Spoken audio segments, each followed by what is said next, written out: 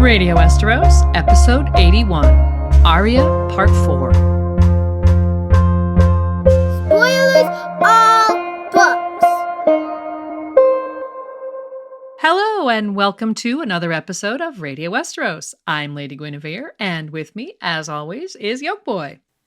Hi there, and thanks for joining us for this final installment in our series covering Arya Stark. In this episode, we'll pick up with Arya's final 2 chapters of A Storm of Swords as she and Sandor Clegane arrive at a crossroads and their travels together come to an end. Then we'll head to Braavos to explore what was going on during her 5 chapters that are set there, 3 from A Feast for Crows and 2 from A Dance with Dragons. Was Arya really giving up her Stark identity once and for all, or was she just burying it so deep that not even her highly attuned mentors at the House of Black and White could find it? And along the way, we'll point out some perhaps surprising parallels with Arya and her siblings, Bran and Sansa, and a major intersection with Jon Snow's storyline, and we'll dig into the evolution of Arya's skin-changing abilities. George has said that Arya might be his favourite female character, and as this series has shown, her chapters are chock full of important and fascinating details and themes. And one heads up for you, in case you're avoiding them, there will be one light spoiler for the Mercy chapter at the very end of the final segment. And now, before we start the episode, we want to take a moment, as always, to thank our patrons. Radio Westeros is supported by patrons, and we want to thank you all, including our Flaming Lightbringer patron, TJ Harrington, our Dragonsteel patron, Peter, and our Pale as Milk Glass patrons, Alex, Aka in the Company of the Cats, Chris B. the Song of Ice, Seth, Kelly, Laura, Sister Winter, Multude, John Wergarian, and MT Walls, first of his name, as well as B-Word and Mr. J, the Bear and the Maiden Fair, and Sir Tim of House Jib Jab Hot Dog Shop, house motto, we forge the chains we wear in life. And if you want to support the podcast, head over to patreon.com/Radio Westeros. For as little as $3 per episode, which works out to $24 a year, you could have early ad-free access to all our episodes, plus access to patron-exclusive content and more. Thanks to all patrons, we really couldn't do this without you. And now, it's time to get started with Arya, Part 4. She could feel the hole inside her every morning when she woke. It wasn't hunger, though sometimes there was that too. It was a hollow place, an emptiness where her heart had been, where her brothers had lived, and her parents. Her head hurt too. Not as bad as it had at first, but still pretty bad.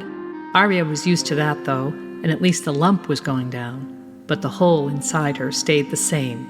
The hole will never feel any better, she told herself when she went to sleep.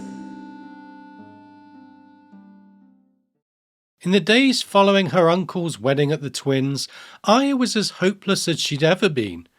If A Clash of Kings had been about her hopes that someone would find her and help her get home, and her earlier chapters of A Storm of Swords had been about realising that wasn't going to happen, she had at least always held the hope that she'd be returned to Robb, even if it was just for the ransom, and she feared what her surviving family would think of her after all she had seen and done in the months of their separation. Now she had to face the fact that her brother Robb had joined their father and, as she believed, Bran and Rickon in death, while her best hope for her mother was that she was now a prisoner at the Twins.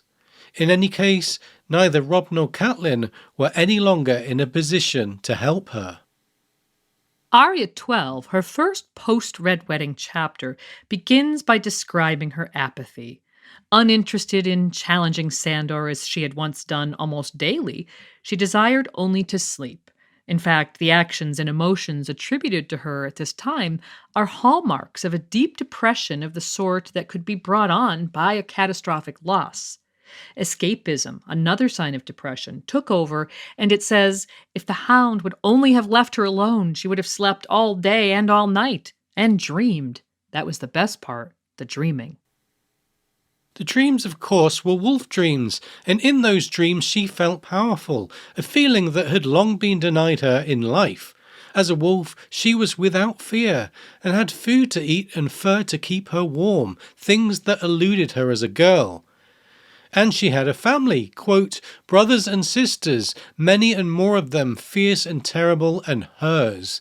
They would never leave her. Some months earlier, Jojen Reed had warned her brother Bran of the dangers to his self of spending too much time inside his wolf, saying, remember yourself, or the wolf will consume you.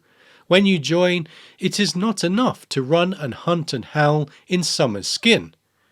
Arya didn't have a mentor such as Jojen, but she did have Sandor. Unaware of the basic tenets of skin changing, Sandor simply kicked Arya awake every morning, forcing her to leave her wolf dreaming behind and keep going, quote, whether she wanted to or not. As to where they were going, at first there didn't appear to be a plan. The pair wandered, found a stray horse for Arya to ride, and generally avoided the Frey soldiers who were scouring the region, hunting for stray Northmen, as Sandor told her. For his part, Sandor Clegane was full of rage, and the two often didn't speak for long periods of time, nor did he tie her up at night or watch her as closely as he once had. When Arya asked where they were going, his vague reply was, away, to which he added, that's all you need to know. You're not worth spit to me now, and I don't want to hear your whining. I should have let you run into that bloody castle.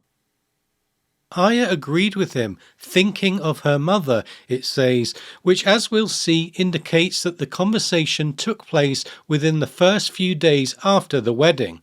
And during those days spent avoiding soldiers and towns and people in general, they found a wounded man sheltering near a fallen tree. He was an archer in the service of Sir Mark Piper of Pink Maiden, and he had been at the wedding. He told them of how one of Roose Bolton's men had joked with him and drunk with him, toasting their lords, and then, with a blow from a mace that shattered his shoulder and left side, the archer said, he killed me. By the time Arya and Sandor found him, his wound was swollen and stinking, and he was gripped by fever. He asked for wine, but there was only water, which Sandor offered along with the gift of mercy. The archer recognized the hound, as men had done at the twins, and, after a moment, he agreed to the mercy. In a callback to the square at Stony Sept, Arya brought the man water, and, as Angai had done for the Northmen in their cages, Sandor delivered the mercy. It says, the hound eased his dagger into the man's chest almost tenderly, the weight of his body driving the point through his surcoat, ringmail, and the quilting beneath. As he slid the blade back out and wiped it on the dead man, he looked at Arya. That's where the heart is, girl. That's how you kill a man. No stranger to death herself, Arya thought, that's one way. As we discussed in the previous installment of this series, the theme of mercy becomes increasingly important in Arya's arc, and her final 2 chapters in A Storm of Swords are the centerpiece of that arc so far. The gift of mercy, a swift death, is closely related to the concept of northern justice, as we saw at Stony Sept, and is also something that links Sandor Clegane closely to Arya Stark, from Stony Sept, where he briefly occupied one of the cages that she had found those Northmen in, to this moment with the Piper Archer, and on to their final scene together in the next chapter. Arya notices around this time that although Sandor isn't putting any effort into preventing her from running off, and she now possesses a horse which would make it easier for her to do so, she lacks the desire to escape that only days before had burned in her. Her depression focused on the loss of her family, but didn't end there. She had lost her temporary pack as well. Gendry and Hot Pie had both gone, and in her view, the Brotherhood had wanted her for exactly the same reasons that Sandor did. And since he had made it clear that she was worthless to him now, presumably, she'd also be worthless to them. But then Sandor struck on the idea of seeking out Lysa Arryn in the Vale. You have an aunt in the Eyrie. Might be she'll want to ransom your scrawny arse to the gods know why. Once we find the high road, we can follow it all the way to the Bloody Gate. Arya was fairly sure Lysa wouldn't know her any better than her great-uncle Brynden Tully would. she wanted her mother and was still unable to fully accept that Catelyn was actually dead. Deciding that her mother must be a prisoner in Walder Frey's dungeon, she announced, not for the first time, that they should go back to help her. When Sandor refused, she accused him of cowardice, though he was simply being pragmatic. There's no way in 7 hells I'm going to pluck her out of his castle all by my bloody self, he said. The high road was his final answer, and Arya fell asleep that night with her head full of thoughts of Catelyn and wild plans to kill Sandor in his sleep and return to the twins on her own to rescue her mother. It says, when she closed her eyes, she saw her mother's face against the back of her eyelids. She's so close, I could almost smell her. And then she has her most vivid wolf dream since the night she escaped Harrenhal and hunted down her pursuers inside Nymeria. In the wolf's skin, Arya could actually smell her mother, and the scent led her to a riverbank where her packmates were feeding on dead men whose bodies, quote, clogged the shallows. But unlike Bran in A Dance with Dragons, when he found himself faced with human meat while in Summer's skin, it says Nymeria knew she could not eat. Since we've seen her kill men before, it's not clear if that was an abiding taboo for her, or if perhaps she could sense that those men were, once, part of her extended pack. Instead, she continued to follow the scent that had brought her here until she saw her quarry, something pale and white in the water and moving with the current of the deepest part of the river. And so she went into the river after it. Here's the passage. She splashed noisily through the shallows and threw herself into the deeper water, her legs churning. The current was strong, but she was stronger. She swam, following her nose. The river smells were rich and wet, but those were not the smells that pulled her. She paddled after the sharp red whisper of cold blood, the sweet cloying stench of death. She chased them as she had often chased a red deer through the trees, and in the end she ran them down, and her jaw closed around a pale white arm. She shook it to make it move, but there was only death and blood in her mouth. By now she was tiring, and it was all she could do to pull the body back to shore. As she dragged it up the bank, one of her little brothers came prowling, his tongue lolling from his mouth. She had to snarl to drive him off, or else he would have fed. Only then did she stop to shake the water from her fur. The white thing lay face down in the mud, her dead flesh wrinkled and pale, cold blood trickling from her throat. "Rise," she thought, "rise and eat and run with us."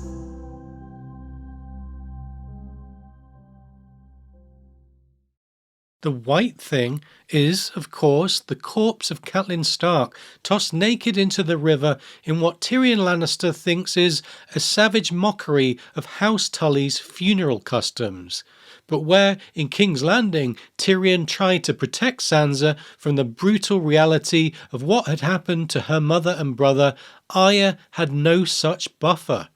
Rather, Nymeria's proximity to the scene led to Arya seeing exactly what had become of Catelyn. It also led to the on-page realization of something that had passed as an offhand comment between Arya and Jon back at Winterfell in A Game of Thrones. Yeah, in her first point of view chapter, the siblings were watching Joffrey and Robb in the training yard, and Arya had complained about things that weren't fair. Jon being barred from taking part because he was a bastard, and she herself being barred because of her sex, even if she did feel she was better than either Bran or Tommen, and Jon not being allowed to bear his family arms. Jon pointed out to his little sister that Joffrey's arms combined his father's and mother's equally, and wondered at Lannister pride that led to such an unorthodox combination. He had then teasingly suggested to Arya that she could do the same, wed Tully to Stark in your arms. Her reply came with a laugh. A wolf with a fish in its mouth? Now, more than 2 books later, we see the care with which George has laid out his story, as the wolf with the fish in its mouth arrives on page in a wholly unexpected and tragic way. Arya's desperate and poignant dream wish for her mother to rise and eat and run with us was, unbeknownst to her, also destined to be at least partly fulfilled in a most unexpected way. In the wolf dream, Nymeria becomes aware of men on horseback riding in her direction, quote, men on horses with flapping black and yellow and pink wings and long shiny claws in hand. Nymeria and her brothers ran from the men, acknowledging the way of the wild, and Arya's POV on the situation ends. For her, the dream brought final and irrefutable proof that her mother was dead, as were her dreams of convincing Sandor to return to the twins with her to stage a rescue. When, the next morning, Sandor broached the subject with her, she cut him short. It says, "It doesn't matter," Arya said in a dull voice. "I know she's dead. I saw her in a dream." The hound looked at her a long time, then nodded. No more was said of it. They rode on toward the mountains. What Arya doesn't know is that the men on horseback she saw were, in fact, Beric, Lem, and Thoros. In A Feast for Crows, Thoros of Myr will tell Brienne of Tarth about that morning. When we found Lady Catelyn by the river, she was 3 days dead. Harwin begged me to give her the kiss of life, but it had been too long. I would not do it, so Lord Beric put his lips to hers instead, and the flame of life passed from him to her. And she rose. May the Lord of Light protect us, she rose. And that moment represented the fulfillment of something the Ghost of Highheart had said in Arya's hearing when describing the dreams sent to her by the old gods on the first occasion they visited Highheart. I dreamt of a roaring river and a woman that was a fish. Dead she drifted, with red tears on her cheeks, but when her eyes did open, oh, I woke from terror. When she was riding with the BWB, Arya had asked Thoros after the battle at the Burning Sept Tree if he could resurrect her father, saying, "Could you bring back a man without a head? Just the once, not 6 times. Could you?" In that same conversation, Beric had detailed the number of times Thoros had brought him back and expressed his increasing weariness with the process. When Thoros had gently told Arya that he did not have any magic that could bring Ned back to life, Beric was prompted to make Arya a promise. Though they needed her ransom badly, he also pledged that he would help her. "I do not have the power to give you back your father, no more than Thoros does, but I can at least see that you are returned safely to your mother's arms." Thinking of Yoren, who had promised to see her safely to Winterfell but had gotten killed instead, Arya had demanded an oath, and Beric complied. It says, "On my honor as a knight," the Lightning Lord said solemnly. So there could be some setup or prefiguring of Stoneheart there. The wearied Lord Beric may have seen passing the gift of life on to Lady Catelyn as a final act that would not only give him rest, but allow him to keep one last vow and go to that rest in peace, his knightly honor intact. But, as we said, Arya's POV on the situation ended with Catelyn's body on the riverbank, and so any reunion of mother and daughter, no matter its circumstances, must wait. Sandor took them into the foothills of the Mountains of the Moon, seeking to make their way to the Bloody Gate, and so get word to Lysa Arryn of the trade he wished to make. When they arrived at an isolated village, he sought to earn them some bread and wine and a roof over their heads by helping the villagers build a palisade around their homes. But the village elder killed Sandor's dream of a ransom from the Eyrie as dead as Arya's dream of rescuing her mother when he told them about the conditions on the high road beyond their village. "There's frost above us and snow in the high passes. If you don't freeze or starve, the shadow cats will get you, or the cave bears.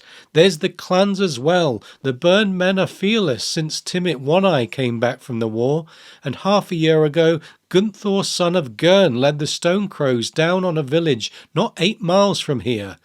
They took every woman and every scalp of grain and killed half the men. They have steel now, good swords and mail hauberks.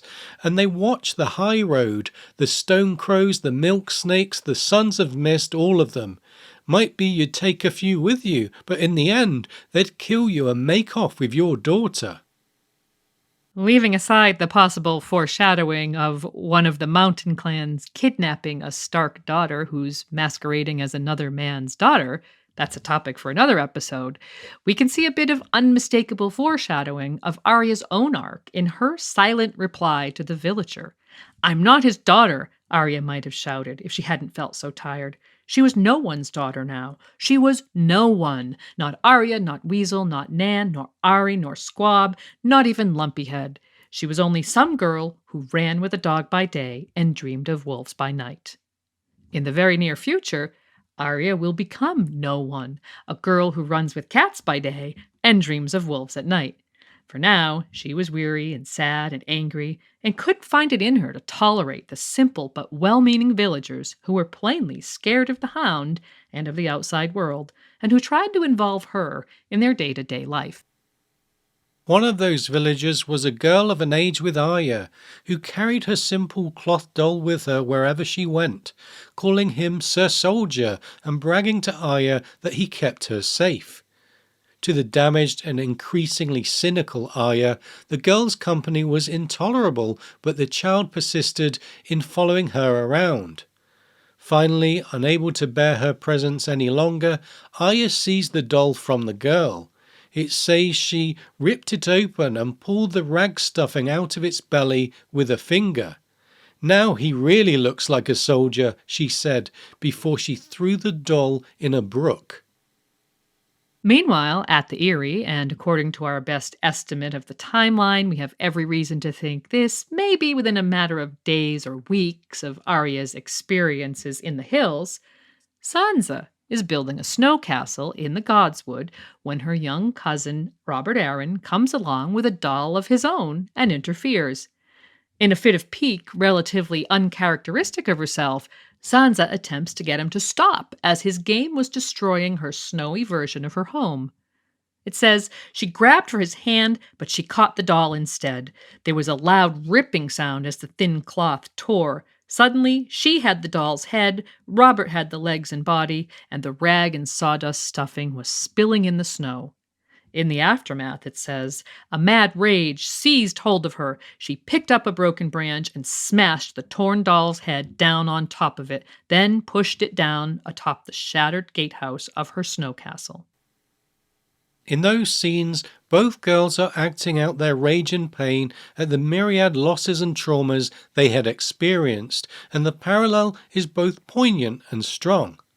Where it gets even more chilling is when one takes a closer look at the fates of the two dolls. Sir Soldier is tossed in a brook in a gruesome mirror of Catelyn, and so many others tossed into the Green Fork, as witnessed by Arya from Nymeria's point of view, and Sweet Robin's doll head is mounted on a spike upon Sansa's castle wall, exactly as she had seen Ned's head back at the Red Keep.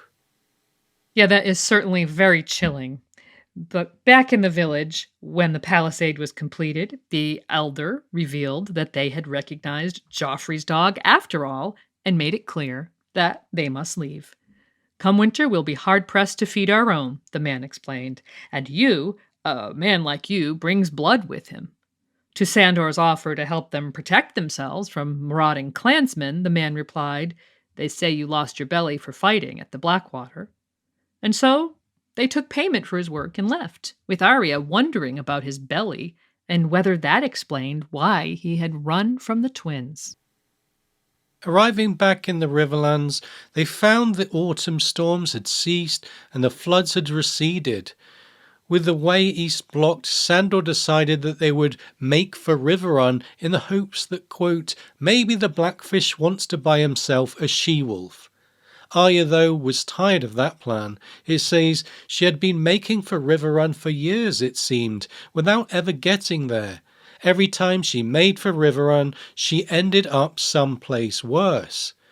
And so she tried to convince Sandor that her great-uncle wouldn't know her, and that there was another option, the Wall. Thinking that Jon Snow would want her, even if no one else does, she told Sandor, "My brother's on the wall," and when he objected with all the obstacles they would face in such a journey, 1,000 leagues, Freys, lizard lions, ironborn, and thousands of bloody buggering Northmen, she tried to goad him by repeating the villagers' words. "Are you scared of them? Have you lost your belly for fighting?" Sandor's response possibly hints at the reason he spent so much time sharpening the sword for which he had traded his war axe from the twins, and what might be the real reason he was reluctant to travel so far afield. "There's nothing wrong with my belly, and I don't give a rat's ass for you or your brother. I have a brother, too." Gregor Clegane was last known to be in the Riverlands, wreaking havoc in the name of his liege lord, and Sandor, as has been hinted previously in the course of their travels, and will soon become manifestly obvious, had dreams of killing his brute of a brother. If his dreams of a ransom for Arya and even possibly a new chapter of service to House Stark were to be dashed, he wasn't ready to give up on that other goal. Going to the Wall would take him in the opposite direction of his brother and into nearly as much danger as going into the twins would have done. And so it was decided they would make for Riverrun, which is exactly what Arya had been doing in her first chapter of A Storm of Swords all those months ago. Outside the inn, on a weathered gibbet, a woman's bones were twisting and rattling at every gust of wind. I know this inn. There hadn't been a gibbet outside the door when she had slept here with her sister Sansa under the watchful eye of Septim Ordain, though. The route to Riverrun from the foothills of the Mountains of the Moon would have Arya and Sandor descend the high road to its junction with the King's Road and the River Road, from where they could follow the River Road or, more likely, strike due west across country to avoid soldiers and broken men. But such a journey would also require crossing the Trident, and the easiest place to do that was the vicinity of the Ruby Ford, and that would bring the pair very close to the crossroads and its inn, which Arya hadn't seen since she stayed there with her family nearly 18 months previously. And that occasion, as readers will no doubt recall, is when the events that led to Arya's bitter connection with Sandor Clegane were set in motion.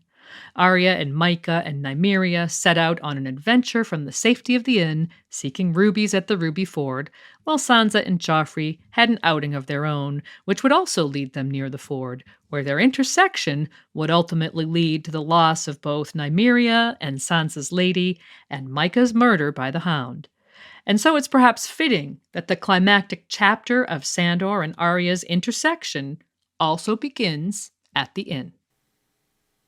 Arriving at the inn, Arya was afraid of ghosts, though perhaps not the ghost of Masha Heddle, whose bones she observed somewhat dispassionately.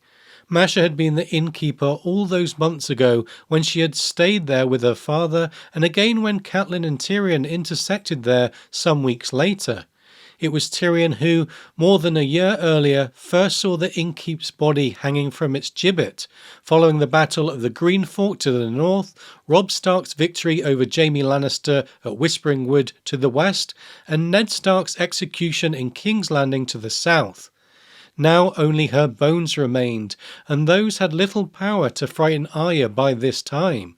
But the ghosts of her memories, of her father, her sister, Septim Ordain, Lady, Mycah, and more, were never far away, and she would have been reluctant to face them, not to mention nervous of being captured once again by the lions.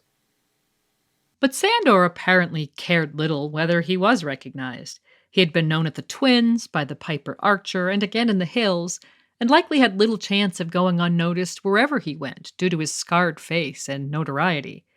Unable to seek out the crossing at Lord Harroway's town after their previous venture with the ferry there, they would have to cross the Trident at the Ruby Ford or go far out of their way.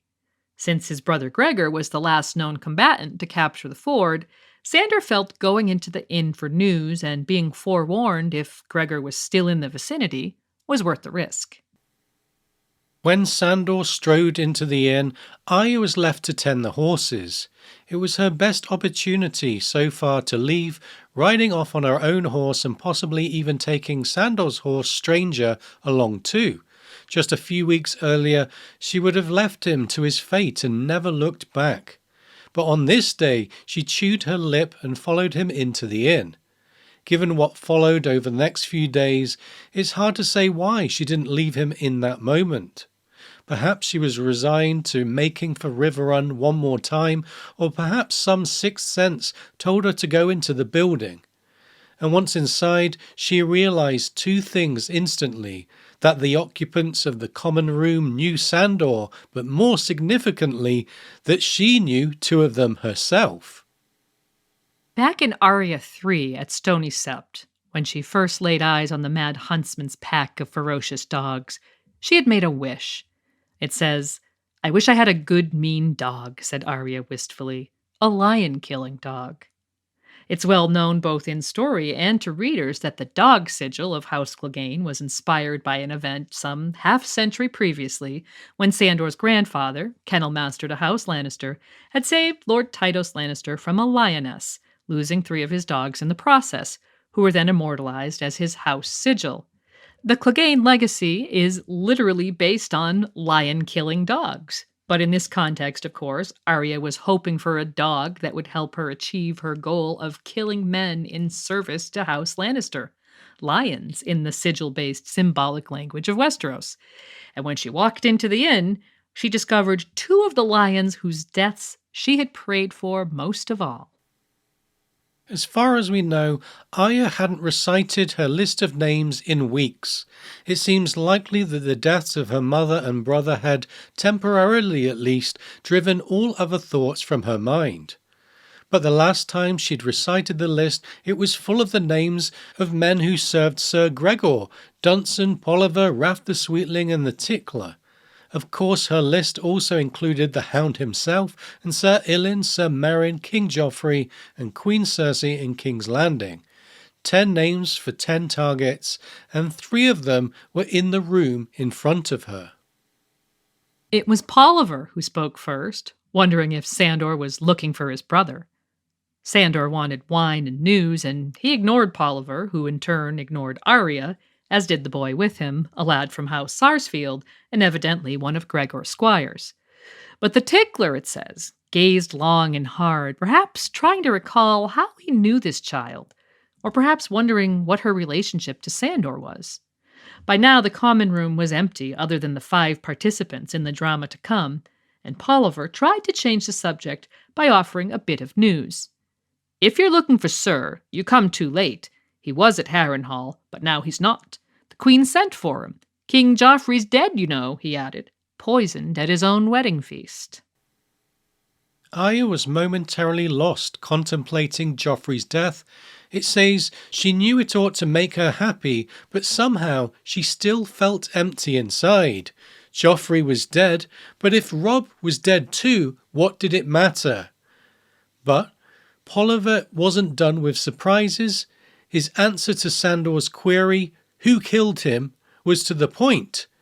The impets thought him and his little wife. Tyrion having a wife was again news to both Arya and Sandor, and Polliver once more obliged with an explanation. "I forgot you've been hiding under a rock. The Northern girl, Winterfell's daughter. We heard she killed the king with a spell, and afterward changed into a wolf with big leather wings like a bat, and flew out a tower window. But she left the dwarf behind, and Cersei means to have his head." Talk about one surprise after another. Arya was confused by both her sister's marriage and the accusations against her, and dismayed by Sandor's reaction to this latest news. It says, his mouth twitched, but only the burned side. "Cersei ought to dip the imp in wildfire and cook him, or tickle him till the moon turns black." He raised his wine cup and drained it straight away. Unaware of the protective nature of Sandor's connection with Sansa, Arya simply thinks he's being horrible, thinking, he's just like they are. I should kill him when he sleeps. But Sandor was actually collecting information faster than Arya could process it. He pivoted to asking about Gregor and Harrenhal, and Polliver told him one of the cooks opened a postern gate for us to get back at Hope for cutting off his foot. Now that's interesting, because way back in A Clash of Kings, when convincing Gendry to help her escape Harrenhal, Arya had repeated a bit of gossip, assuring him it was truth. When Vargo hoats the Lord, he's going to cut off the feet of all the servants to keep them from running away. The Smiths too. Her lie was meant to scare her friend into leaving with her, and it worked, but apparently was also not far from the truth, since one of the cooks who Hotpie had worked with evidently did end up losing a foot to Hoat. Arya was still processing this new information when Sandor asked his next question. The Blackfish is still in Riverrun? Polliver's reply ended his dream of getting a ransom for Arya once and for all. Not for long. He's under siege. Old Frey's going to hang Edmure Tully unless he yields the castle. While Sandor poured more wine for himself and Arya, he was evidently lost in thought. His anger at Tyrion, whom he must have assumed had married Sansa forcibly, was now moderated by what appeared to be approval and perhaps happiness at Sansa's apparent escape. The little bird flew away, did she? Well, bloody good for her. She shit on the imp's head and flew off. Polliver and the Tickler were quick to assure him that Cersei would find Sansa, while making comments about her appearance. Sandor agreed and added, clearly for Arya's benefit, and courteous, a proper little lady, not like her bloody sister. But that throwaway comment brought yet another surprising piece of news. They found her too, said Polliver. The sister. She's for Bolton's bastard, I hear. Arya was confused by that, thinking Sansa had no other sister, but Sandor clearly understood what was afoot and laughed out loud.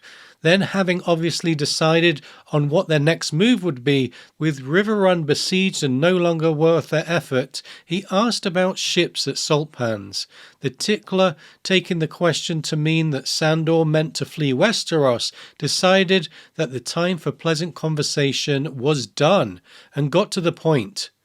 Would you put to sea without bidding farewell to your brother? Sir, would sooner you return to Harrenhal with us, Sandor. I bet he would, or King's Landing. Sandor's reply was both characteristic and predictable. Bugger that. Bugger him. Bugger you. And so what happened next was probably also predictable. It says, everything seemed to happen at once then. Sandor lurched to his feet. Polliver drew his longsword, and the Tickler's hand whipped around in a blur to send something silver flashing across the common room. If the hound had not been moving, the knife might have cored the apple of his throat.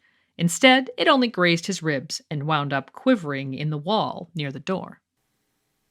Everyone was moving, Sandor parrying Polliver's longsword, the Tickler standing with a short sword in one hand and a dagger in the other, even the squire drawing his own sword.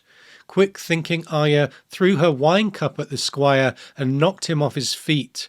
Next she grabbed Sandor's abandoned cup and threw it at the Tickler, but he dodged it, and other than giving Arya a look that was, quote, cold with promise, he remained focused on the two-way assault of the hound. Arya realized that Sandor was drunk, and with a desperation that was born as much from a fear of being captured by Gregor's men as anything else, she pulled out her dagger and threw it at the Tickler. It missed, and as Arya grabbed the heavy stone wine flagon and prepared to throw that into the fray, she found herself grabbed from behind. She had forgotten the squire. But Arya was no stranger to this game.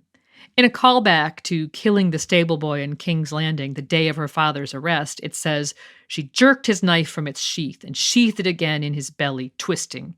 He wasn't wearing mail or even boiled leather, so it went right in the same way Needle had when she killed the stable boy.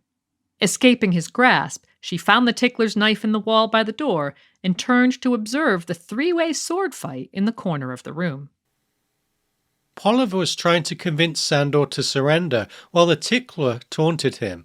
Sandor was wounded and cornered, and yet when Polliver came at him with his long sword, Sandor drove forward and caught him in the face with his own sword.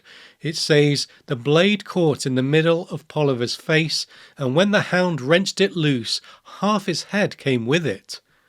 Now, with the odds evened, the tickler was suddenly wary. He himself had only a short sword against Sandor's long sword, plus the reach of the much larger man would have vastly exceeded his own. Even gravely wounded, the hound was formidable, and the tickler knew it. But as Arya had forgotten the squire, it seems the tickler had forgotten her. With all of his focus on Sandor, it says, it was the easiest thing in the world for Arya to step up behind him and stab him. By this time, Arya was no stranger to killing men, from that stable boy to the assault on the burning holdfast to the Bolton guard at Harrenhal. She had personally used Needle to kill several people, while she had used her agreement with Jack and Hagar to cause the deaths, directly and indirectly, of possibly dozens more. Her own personal kill list had been reduced to 8 by this time, and her vicious stabbing of the tickler reduced it to 7. Notably, the tickler is the first person on her list that she personally killed, and her frenzied shouting and stabbing reveal just how traumatized she truly was after months of living with fear and tragedy. When Sandor finally dragged her away, she stopped long enough to remind him that there was one more. The squire she had wounded with a knife thrust to the gut was on the floor, crying for mercy. Sandor looked at him and told Arya he was already dead. Stab wounds in the bowel would inevitably lead to an infection and death in a world without antibiotics. Though the boy was crying and begging for a maester, Sandor knew that the only way to end his suffering was to give him the mercy he was asking for. This one is yours, she-wolf. You do it. When she had walked into the inn and recognized Polliver, Arya had noted that, quote, he wore 3 blades on his belt, a long sword on his left hip, and on his right a dagger, and a slimmer blade, too long to be a dirk and too short to be a sword. Now she stepped over to Polliver's lifeless body and removed the slim blade, and when Sandor asked, "You remember where the heart is?" she nodded. And when the squire once again asked for mercy, it says, Needle slipped between his ribs and gave it to him. Fleeing from the inn, Sandor revealed his intention of heading to Saltpans in search of a ship to take them to the Vale. And so the pair headed cross-country in a roughly southeasterly direction. When they made camp, Sandor directed her into tending his wounds, a deep gash in his leg, a shallower one on his neck, and another one on the burned side of his face where the remnants of his ear had been sliced off, with boiled wine and makeshift bandages made from the Sarsfield boy's cloak.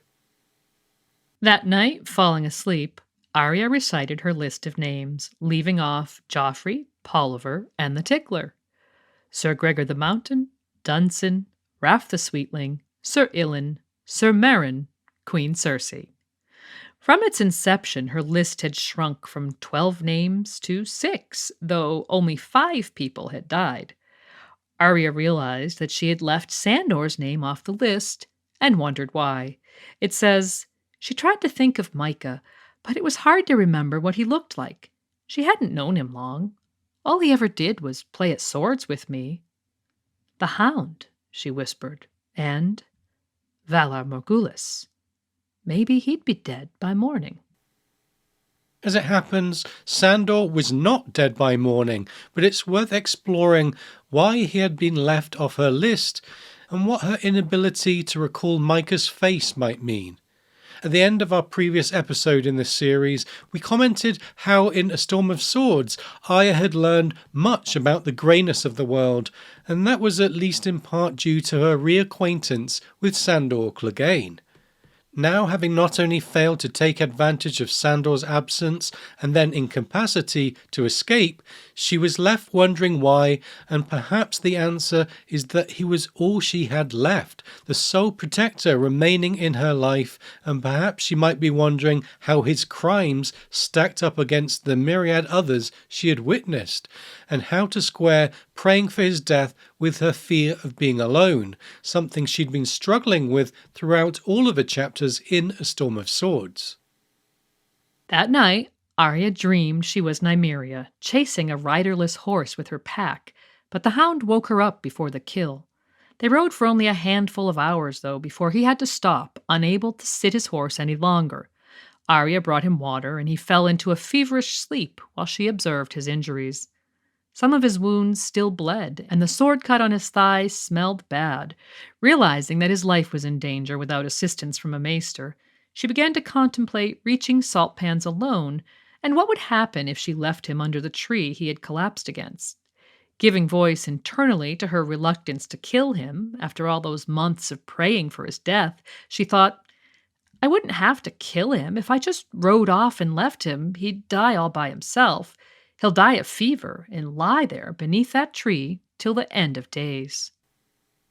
But she also wondered if it might be better to kill him, and tried to convince herself by thinking about Micah again. As she thought, she drew needle, and Sandor woke from his fevered sleep to ask, You remember where the heart is? He was asking her for mercy, but she froze instead and denied what she'd been thinking of. Months before, Sandor, describing the origin story of his house, had told her sister Sansa, A hound will die for you, but never lie to you. Now Arya's lion-killing dog restated his belief in absolute truth to her. Don't lie. I hate liars.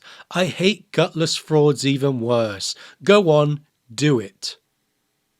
But Arya was conflicted, her cognitive dissonance temporarily preventing her from taking any action.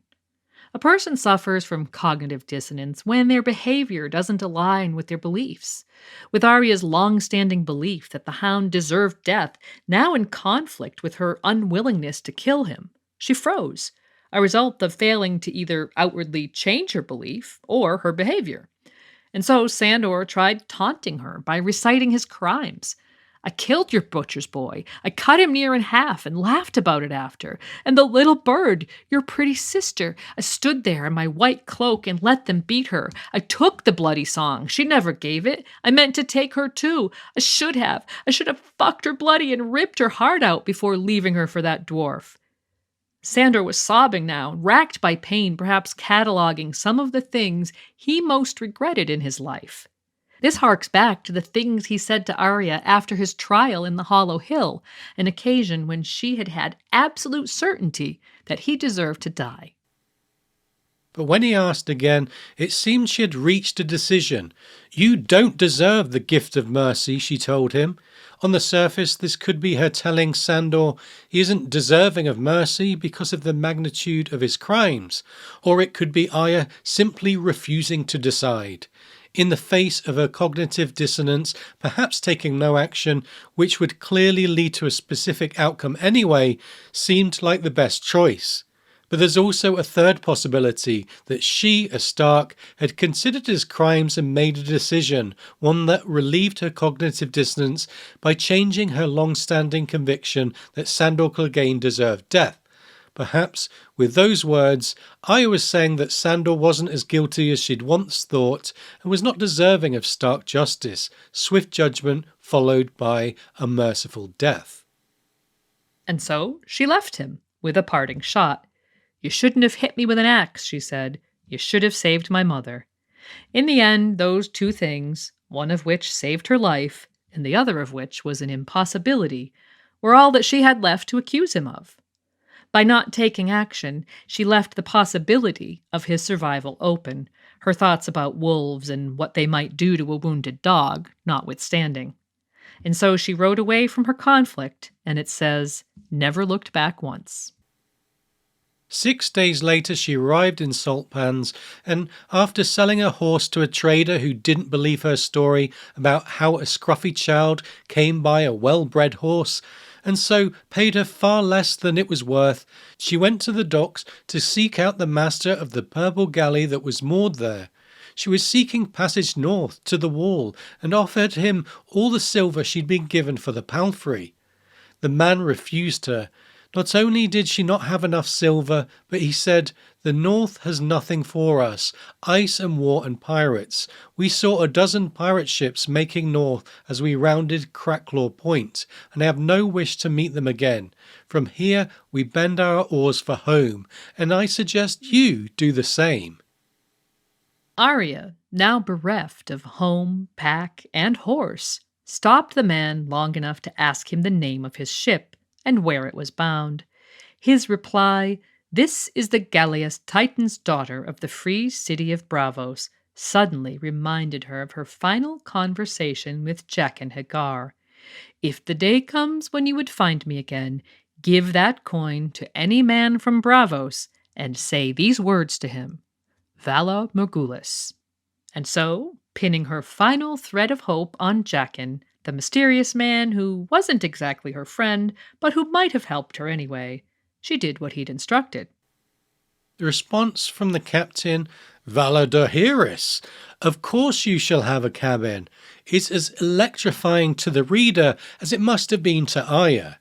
The Guild of the Faceless Men had been mentioned only once in the series at this point, way back in a small council meeting in a Game of Thrones, though its existence has been hinted at in the person of Jaqen H'ghar and in the assassination of Balon Greyjoy. But Arya certainly knew nothing about them, and even less about the House of Black and White, their apparent headquarters in Braavos. And yet that's where she would find herself when we next see her in A Feast for Crows. And so, up next, we'll trace the months she spends in Braavos as an apprentice to the secretive Guild of Assassins.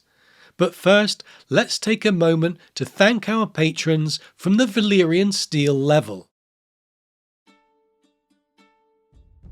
Thanks so much to Aileen, Akiva of House Hunt, Oxheart, Blithe Spirit, Archmaester Kobe of the Higher Mysteries, Cabot the Unfrozen, David, Dean, James K., Lord Sosa and his faithful canine companion Theoden, Jill, J.M., Herbert Westeros, the Miskatonic Maester, Casey, Lady Silverwing, Infandaris the Unspeakable Terror, Maester Paul Capuano, Mark, Boss, Schwartz the Black, Noble Sir Matthew, Sword of the Early Moon, the Sithorian, Sally, Samantha, Tristis Lorien, Wild Child of the Wolfswood, Tim, Magnar of Houston, W, Sword of the Evening, and Lady Darliz of Castle Naki, the Alpha Patron.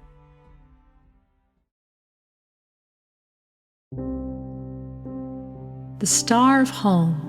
For half a heartbeat, she let herself pretend that it was her home ahead. But that was stupid. Her home was gone, her parents dead and all her brothers slain, but Jon Snow on the wall. That was where she had wanted to go. She told the captain as much, but even the iron coin did not sway him.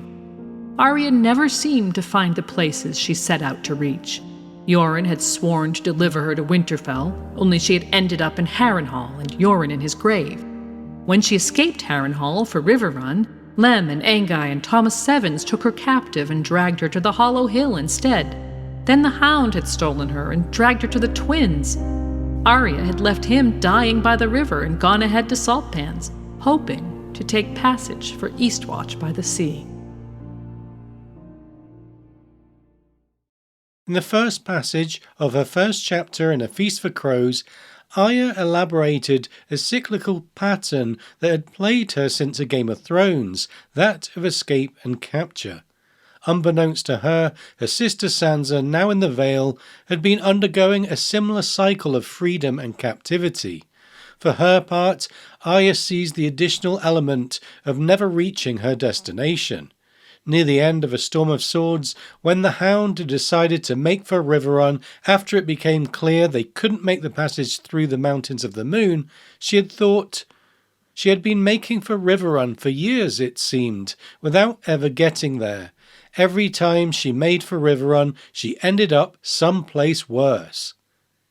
After the fight at the Crossroads Inn, Sandor himself had changed his mind and decided they would head for Saltpans to look for a ship to take them to Gulltown in the Vale. Now that she had escaped Sandor Clegane and utilised the gift Jaqen H'ghar had given her, it seemed like she might finally be in charge of her own destiny. The reality wasn't so simple, though. The captain of Titan's daughter may have been frightened by the connection to a secret organization implied by the Iron Coin, but his fear did not extend to going out of his way to deliver his passenger to Eastwatch, where she wanted to go. Once again, Arya would find herself somewhere she never meant to be. Though technically not captivity, it seemed that fate, and Titan's daughter, would deliver her to the House of Black and White, whether she liked it or not. And if fate was indeed directing Arya to Braavos via Titan's daughter, the author seems to have given us some early hints as to that destiny. In A Game of Thrones, on the run in King's Landing following her father's arrest, Arya had contemplated escaping by sea. Maybe that was the way out. Old Nan used to tell stories of boys who stowed away on trading galleys and sailed off into all kinds of adventures. Maybe Arya could do that too. Ultimately, that route would prove closed to her, but later in A Clash of Kings at Harrenhal, she had contemplated escaping to Winterfell to see if her younger brothers were truly dead. If so, it says, then, quote, I'd just fly away, fly up past the moon and the shining stars, and see all the things in Old Nan's stories, dragons and sea monsters and the Titan of Braavos, and maybe I wouldn't ever fly back unless I wanted to. And as we said in the second installment of this series, that seems like foreshadowing of several things, including going to Braavos. Observing what the captain's youngest son called the Star of Home, which would eventually prove to be merely her first glimpse of the blazing eyes of the Titan of Braavos, marking the once secret entrance to the great lagoon that surrounded the free city of Braavos, Arya thought about what she knew of the place. Her one-time mentor, Syrio Forel, had once been First Sword to the Sea Lord of Braavos, and both Maester Luwin and Old Nan had taught her about it. While Luwin's lessons were likely couched in dusty, forgettable history, Old Nan's stories had stayed with her. In particular, as they approached the Titan, Arya recalled what Old Nan had said about it. He was a giant as tall as a mountain, and whenever Braavos stood in danger, he would wake with fire in his eyes, his rocky limbs grinding and groaning as he waded out into the sea to smash the enemies. And, perhaps most significantly, the Braavosi feed him on the juicy pink flesh of little high-born girls. But Old Nan's stories lack the power to frighten Arya now. For one thing, she spent a lot of time during the journey across the narrow sea thinking about how she was alone in the world. Lacking friends and family and a proper home, she remained defiant and determined to succeed on her own where so many others had failed her, thinking, I don't need any friends so long as I have Needle, and also Winterfell is burned and fallen, Old Nan and Maester Luwin were both dead most like, and Sansa too. It did no good to think of them, all men must die. That was what the words meant, the words that Jaqen H'ghar had taught her when he gave her the worn iron coin. And finally, Braavos might not be so bad. Certainly some of the sailors aboard Titan's daughter had gone out of their way to give her gifts and ensure that she knew their names, though as we'll see, that had less to do with welcoming her than it did with their presumptions of who she was based on that iron coin that had so dramatically changed the captain's attitude towards her.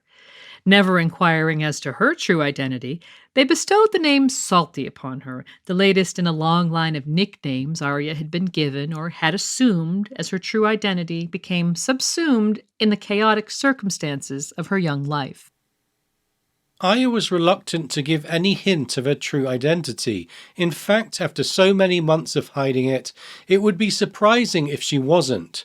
And so, when the captain's youngest son, Denyo, as he described his native city to her, referred to "your seven," she didn't protest aloud, though privately she thought, "They are not my seven, they were my mother's gods," and they let the phrase murder her at the twins. But she was unable to ask about the old gods, since that might mark her as a northerner rather than the generic Westerosi. And anyway, what had the old gods done for her lately? She thinks the old gods are dead, with mother and father and Robb and Bran and Rickon all dead. And then she remembered Ned telling her that when the cold winds blow, the lone wolf dies and the pack survives. He was wrong, she thought. Arya had survived in spite of losing her pack and all those whom she had thought could fill the hole left by her family. It says the wolves of the pack had been taken and slain and skinned. Denyo told her instead about the many-faced god, and though she failed to grasp the implications of what that god represented, she wondered if this could at last be the god she was looking for, the one who could answer her prayer. That prayer now stood at a list of 6 names: Sir Gregor, Dunsen, Raff the Sweetling, Sir Ilyn, Sir Meryn, and Queen Cersei. Unbeknownst to her, but by this time very much known to people in Westeros, Gregor had apparently been killed by Oberyn Martell's poisoned spear. His resurrection as Sir Robert Strong notwithstanding, Arya's list was technically now down to 5. She's permanently left the Hound out of her prayers at this point, and while she thinks that she had left him dying on the banks of the Trident, she does acknowledge that before that he had killed Polliver, as a good lion-killing dog should do. She's still conflicted over the manner of their parting, though, and wonders why she didn't give him the gift of mercy. Once in Braavos, Salty was put ashore by another of the captain's sons. Like so many of the other sailors, he and his father both made sure she knew their names before they parted, and she was left at a windowless temple of dark grey stone. The journey to the temple had taken them through the winding canals of the city, showing her a vast network of buildings and waterways larger than any place she had ever been. Intimidated, she thought, "I will be a mouse again, the way I was in Harrenhal before I ran away." But by the time Yorko Terrace, the captain's son, left her at the temple dock, her usual defiance had returned, and she rejected the mouse, remembering all the work she had done to reclaim her Stark identity. It says, suddenly she was somewhere else, back in Harrenhal with Gendry maybe, or with the Hound in the woods along the Trident. Salty is a stupid child, she told herself. I am a wolf and will not be afraid. She patted Needle's hilt for luck and plunged into the shadows, taking the steps 2 at a time so no one could ever say she'd been afraid. And so Arya arrived at the House of Black and White, demanding entrance from the weirwood and ebony doors by invoking Jaqen's name and his coin, along with the phrase Valar Morghulis. Whether by magic or design, the doors opened to admit her to a world she would spend the next months trying to understand. Described as larger than a Westerosi sept, the temple's main feature, apart from its many altars to gods both familiar and foreign, was a black pool in its center. Here she encountered a young man weeping and touching the surface of the water. Thinking he must be thirsty, she found an empty cup and filled it from the pool, handing it to him, only then noticing that he was bleeding from a stab wound to the belly. As with the squire back at the crossroads, the youth's death was likely certain, and what remained was only to determine the manner of it.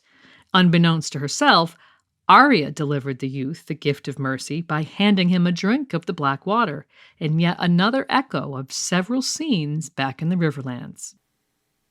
And speaking of the squire at the inn, as Arya looked around and realized that the many altars of the room were interspersed with alcoves in which the bodies of dead or dying folks reposed, someone touched her arm. It says she spun away and then said, "Don't grab me. I killed the boy who grabbed me last."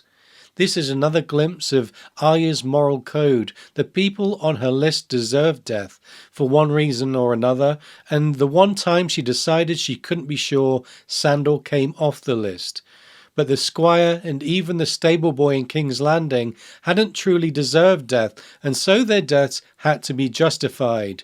I wouldn't have killed him if he hadn't grabbed me, she had thought on board Titan's daughter, and here she tried to cover her fear with the threat that she might once again bring death upon someone who surprised her. But the girl wasn't alone. With her was a hooded man who spoke Arya's language and replied to her question, "What place is this?" in a voice described as gentle. "A place of peace. You are safe here. This is the house of Black and White, my child, though you are young to seek the favor of the many-faced god." Arya didn't understand what any of that meant and persisted with declaring her reason for coming there. "I only came to find Jaqen H'ghar." Though the hooded man denied knowing Jaqen, when she showed him the coin the Lorathi had given her, he asked Arya her name. He rejected her first several answers: Salty, Squab, Nan, Weasel, Ari, though he did admit that the last one was close. Finally, she gave him the truth he was asking for. "Arya." She whispered the word the first time. The second time she threw it at him. "I am Arya of House Stark." Accepting that as truth, the man told her that Arya of House Stark had no place at the House of Black and White. When she pleaded that she had no other place to go, he asked her a question: "Do you fear death?" Biting her lip, a sign of indecision and deep thought, she answered no. And then the man tested her. Lowering his hood, he revealed a horror. It says he had no face, only a yellowed skull with a few scraps of skin clinging to the cheeks, and a white worm wriggling from one empty eye socket.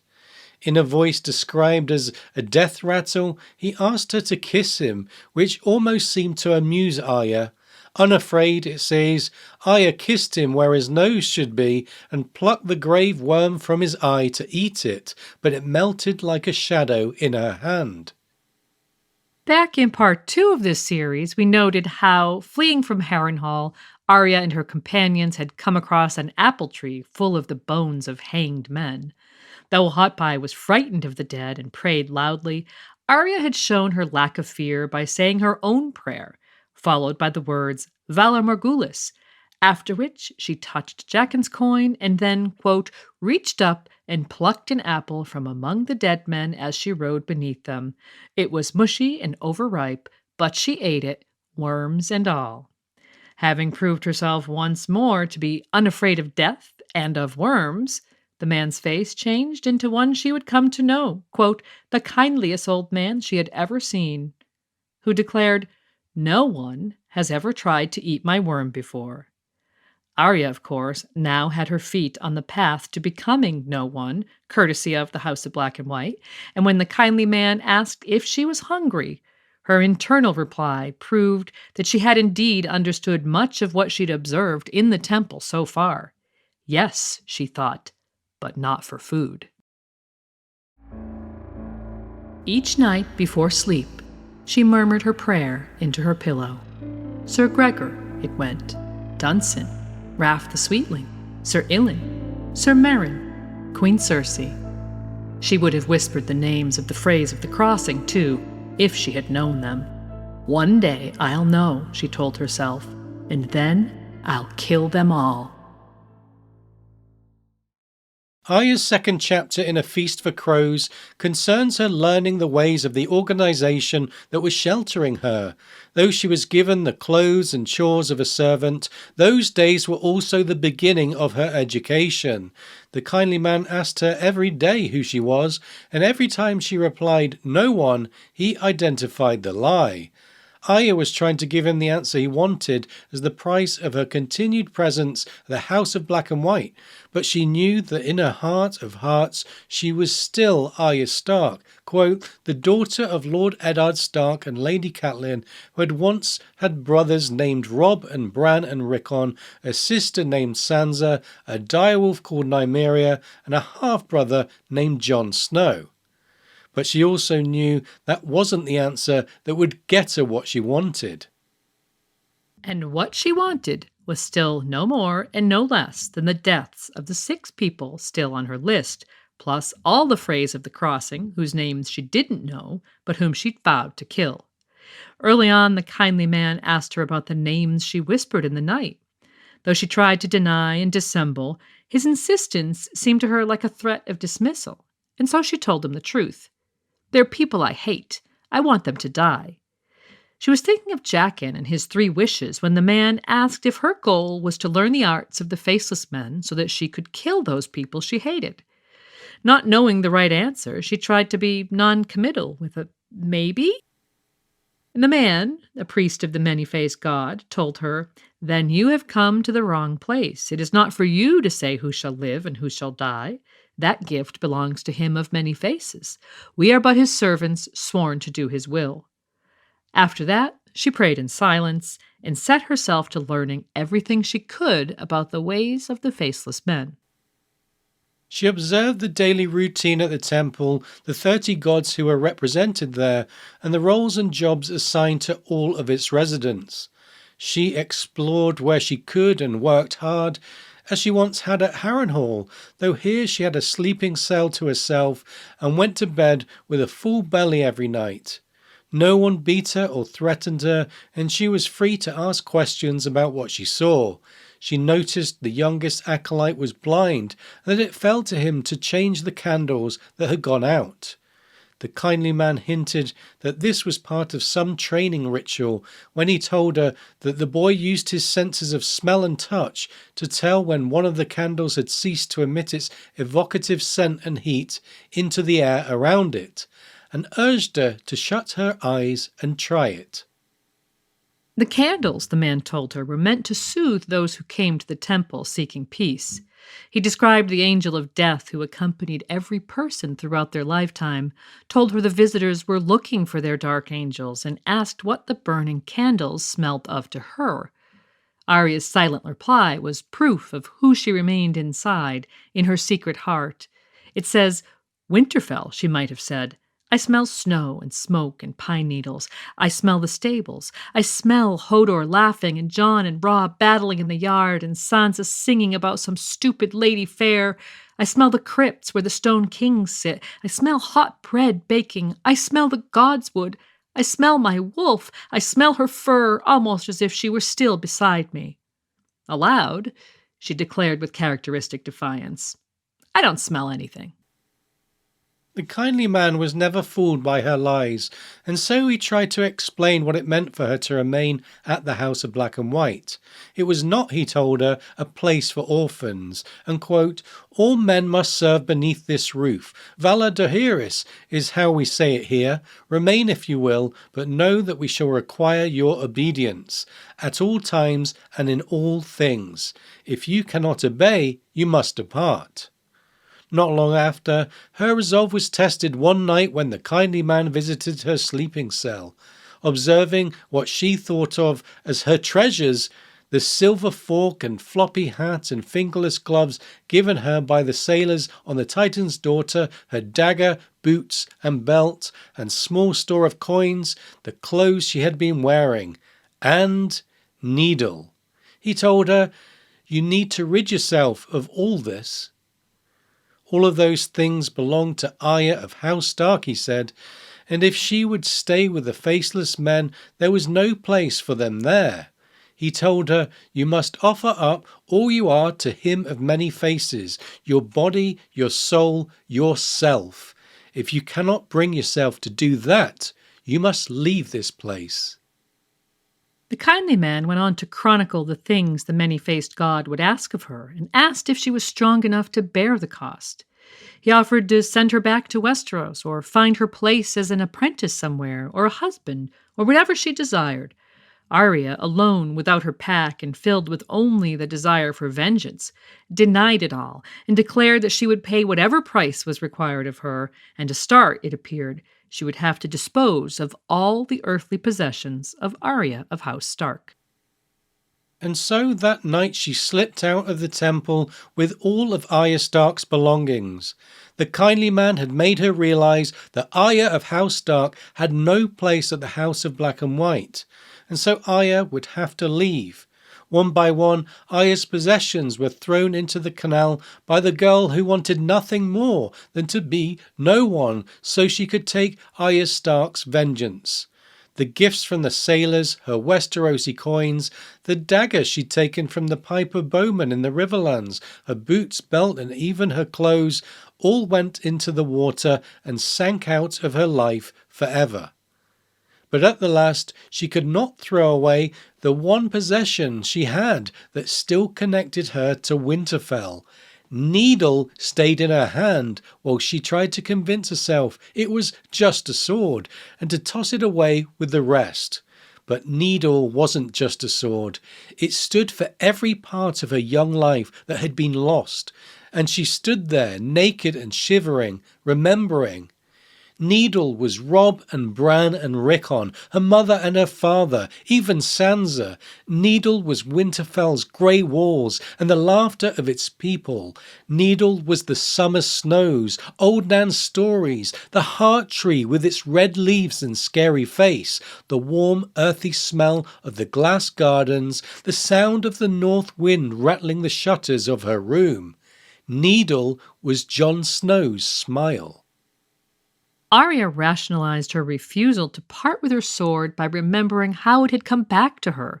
The gods wanted me to have it, not the seven, nor him of many faces, but her father's gods, the old gods of the north. The many-faced god can have the rest, she thought, but he can't have this. And so she hid the sword beneath a loose stone on the steps leading to the temple, speaking aloud as she did so. "You'll be safe here. No one will know where you are but me." And then, whispering, "One day," as a final promise, she returned to her sleeping cell. The next day the kindly man told her the origin story of the Faceless Men. Arya, as a way of emphasizing that she is still very much a child, is occasionally shown to be confused or lacking in the subtlety of a more experienced adult. Proving that her mind was still very much focused on vengeance, she failed to grasp the reasons why the first Faceless Man started by killing slaves rather than masters. The kindly man promised to tell her that story another day, implying that she must earn it by truly becoming no one. He could still see through her lie when she declared she was no one, and to start she asked him to teach her how he could do such a thing. It was the waif who would teach her that, and more, though to start they would learn each other's language so they could communicate. Arya from that day forward was a novice of the House of Black and White, and her days were spent learning Braavosi, teaching the waif the common tongue of Westeros, and playing the lying game to learn to control her facial muscles and both disguise and identify untruths. She also served the priests of the order as cupbearer, a skill she had learned at Harrenhal, and on those occasions she would let herself drift back to Westeros, where she dreamed she was, quote, a wolf running free through a moonlit forest with a great pack howling at her heels. Remembering how Jaqen had changed his face, Arya wondered if the priests she met were also capable of that trick. When she asked the kindly man to teach her that particular skill, one that we think is probably the holy grail of all the skills the Faceless Man could teach, he mocked her in his gentle way by telling her to puff up her cheeks and raise her eyebrows. But these are actually foundational skills which Arya seemed to understand, and so she began practicing before a mirror. Rule your face and you can lie, she told herself, and soon she was rewarded for her hard work with a new responsibility, helping the acolytes to prepare the corpses found within the temple. Weeks went by, in which it says Arya, quote, served, washed the dead, made faces at mirrors, learned the Braavosi tongue, and tried to remember that she was no one. She never left the temple during that time, and then the kindly man decided that she had learned enough Braavosi to go live in the city among natives so that she might perfect her grasp of the language. This time, when the kindly man asked her name, no one was not the answer he wanted. Nor was Salty, and so Arya took a new name, one that tied her more firmly to her true identity than any other she had taken since Ari, Cat. Like her sister going by the name Elaine in the Vale, Arya's new name led directly back to her mother, while another part of her cover story, that she had arrived in Braavos from King's Landing on a ship called Nymeria, linked her directly to the wolf who still lived in her dreams at night. And so Cat was sent to work for a fishmonger called Brosco to sell his wares on the docks and to learn what she could about the language and culture of her new home. She was happy as she tasted freedom once more, and she chanted her list of names aloud for the first time in weeks. Arya Stark was on her way to seizing the one thing she cared about from the world, not by carefully obeying the kindly man's instructions, but by doing things on her own terms once more, and she was delighted about it. As she made her way across the city, it says, Arya turned her face up to let the raindrops wash her cheeks, so happy she could dance. Vala Morgulis, she said. Vala Morgulis, Vala Morgulis.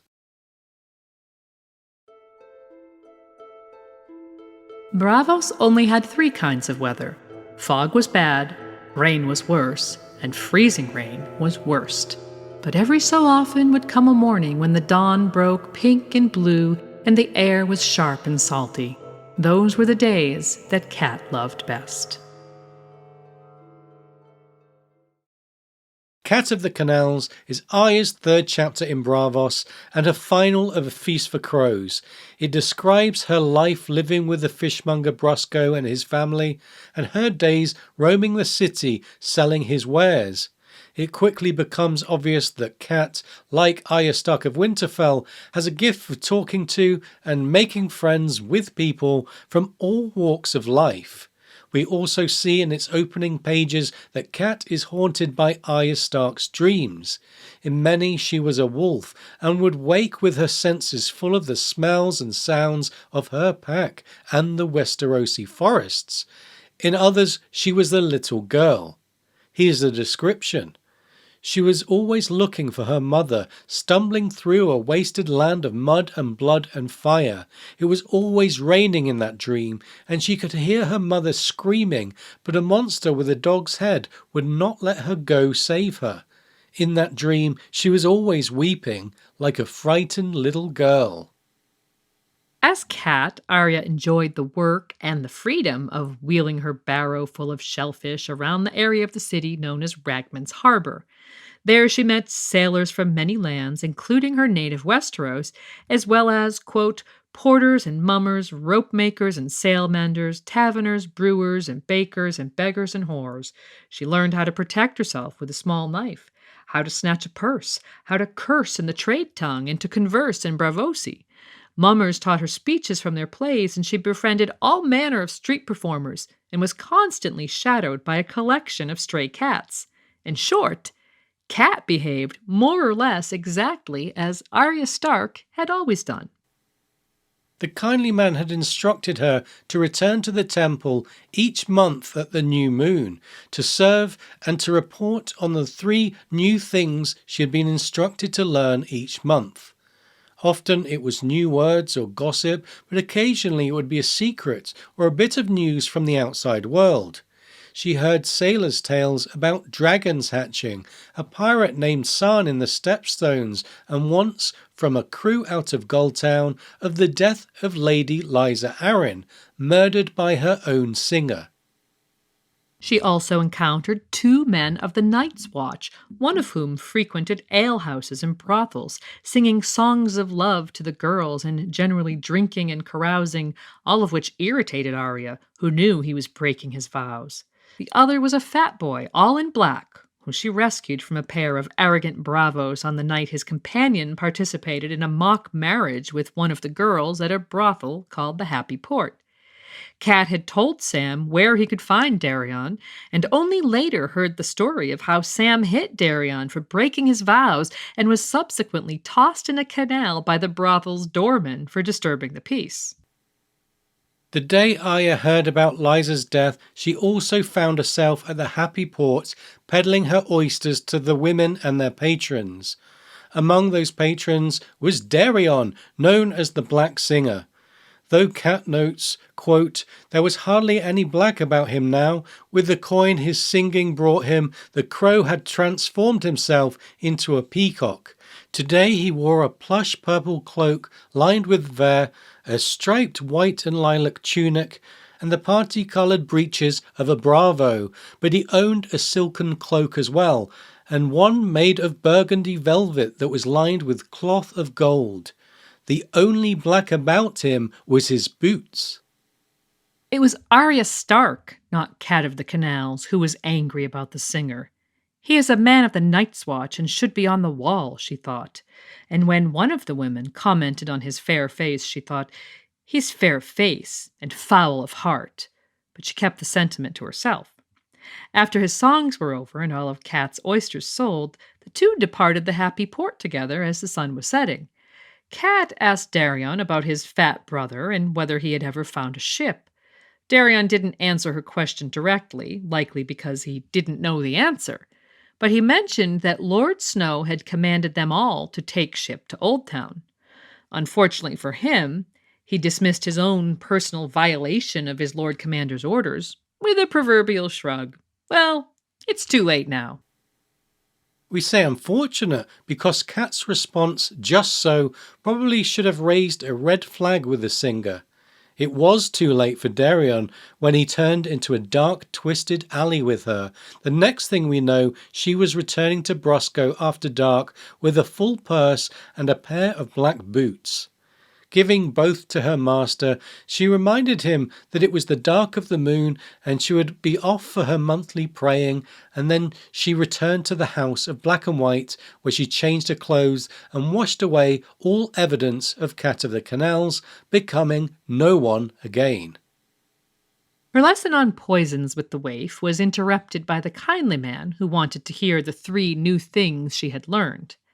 While the first 2 were mainly gossip from the denizens of the docks in Ragman's Harbor, the third thing had a surprising effect on her apprenticeship. When pressed to give her third piece of information, she revealed, Darion is dead, the black singer who was sleeping at the Happy Port. He was really a deserter from the Night's Watch. Someone slit his throat and pushed him into a canal. But they kept his boots. And when the kindly man asked who could have done such a thing, she replied with unexpected honesty, Arya of House Stark. The kindly man's reaction to that was wholly unexpected. It says he asked the waif for a drink. "My throat is dry. Do me a kindness and bring a cup of wine for me and warm milk for our friend Arya, who has returned to us so unexpectedly." Arya, it turns out, had wondered about the response she would receive to her confession and had been prepared for anything from anger to approval. But warm milk took her by surprise. Nonetheless, she drank it down and then went to bed when the kindly man sent her off. That night she had a wolf dream, as she so often did. But this one was different. In the dream, it says she had no pack, and she prowled alone, bounding over rooftops and padding silently beside the banks of a canal, stalking shadows through the fog. This is the first example of Arya or any of her siblings skin-changing something that wasn't a wolf, because the solitary creature roaming Braavos was certainly not a wolf, which would have no place in the free city of Braavos, and was almost certainly a cat, and in fact may have been the very cat she had noticed earlier that day amongst the many who followed Cat of the Canals about her business, quote, a scrawny old Tom with a chewed ear who reminded her of a cat that she'd once chased all around the Red Keep. Keep an eye on that cat, cats in general, and cat dreams masquerading as wolf dreams, as they'll be significant when we dive into Arya's final 2 point-of-view chapters. This chapter, her final in the Feast for Crows, ends with a single sentence, another cliffhanger of sorts. When she woke the next morning, she was blind. We readers won't know until deep into A Dance with Dragons whether that blindness is natural or not, temporary or permanent, chastisement or abuse, or something else entirely. but there's one detail from A Feast for Crows that actually gives us a clue that perhaps, while many readers might initially view the blindness as a punishment, it was actually a natural progression to a new phase of her training. Yeah, remember back in Arya 2 that she had noticed that the youngest acolyte in the temple was blind and that he was in charge of replacing burned out candles in the temple. When she queried the kindly man about it, he had implied that there was some kind of training going on, and then, quote, he told Arya to close her eyes and try it for herself. And so, even before we get to read what happens next, we have a significant hint that being blind was natural for acolytes at the House of Black and White. And whatever that implies about the kindly man's motivations in beginning that phase of her training immediately following Darion's death is something we'll discuss when we come back as we cover Arya's 2 chapters from A Dance with Dragons.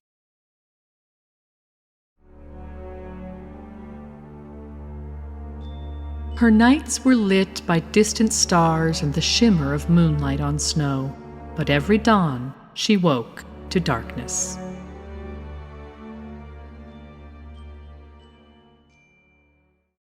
Arya's first chapter in A Dance with Dragons opens with a description of a wolf dream.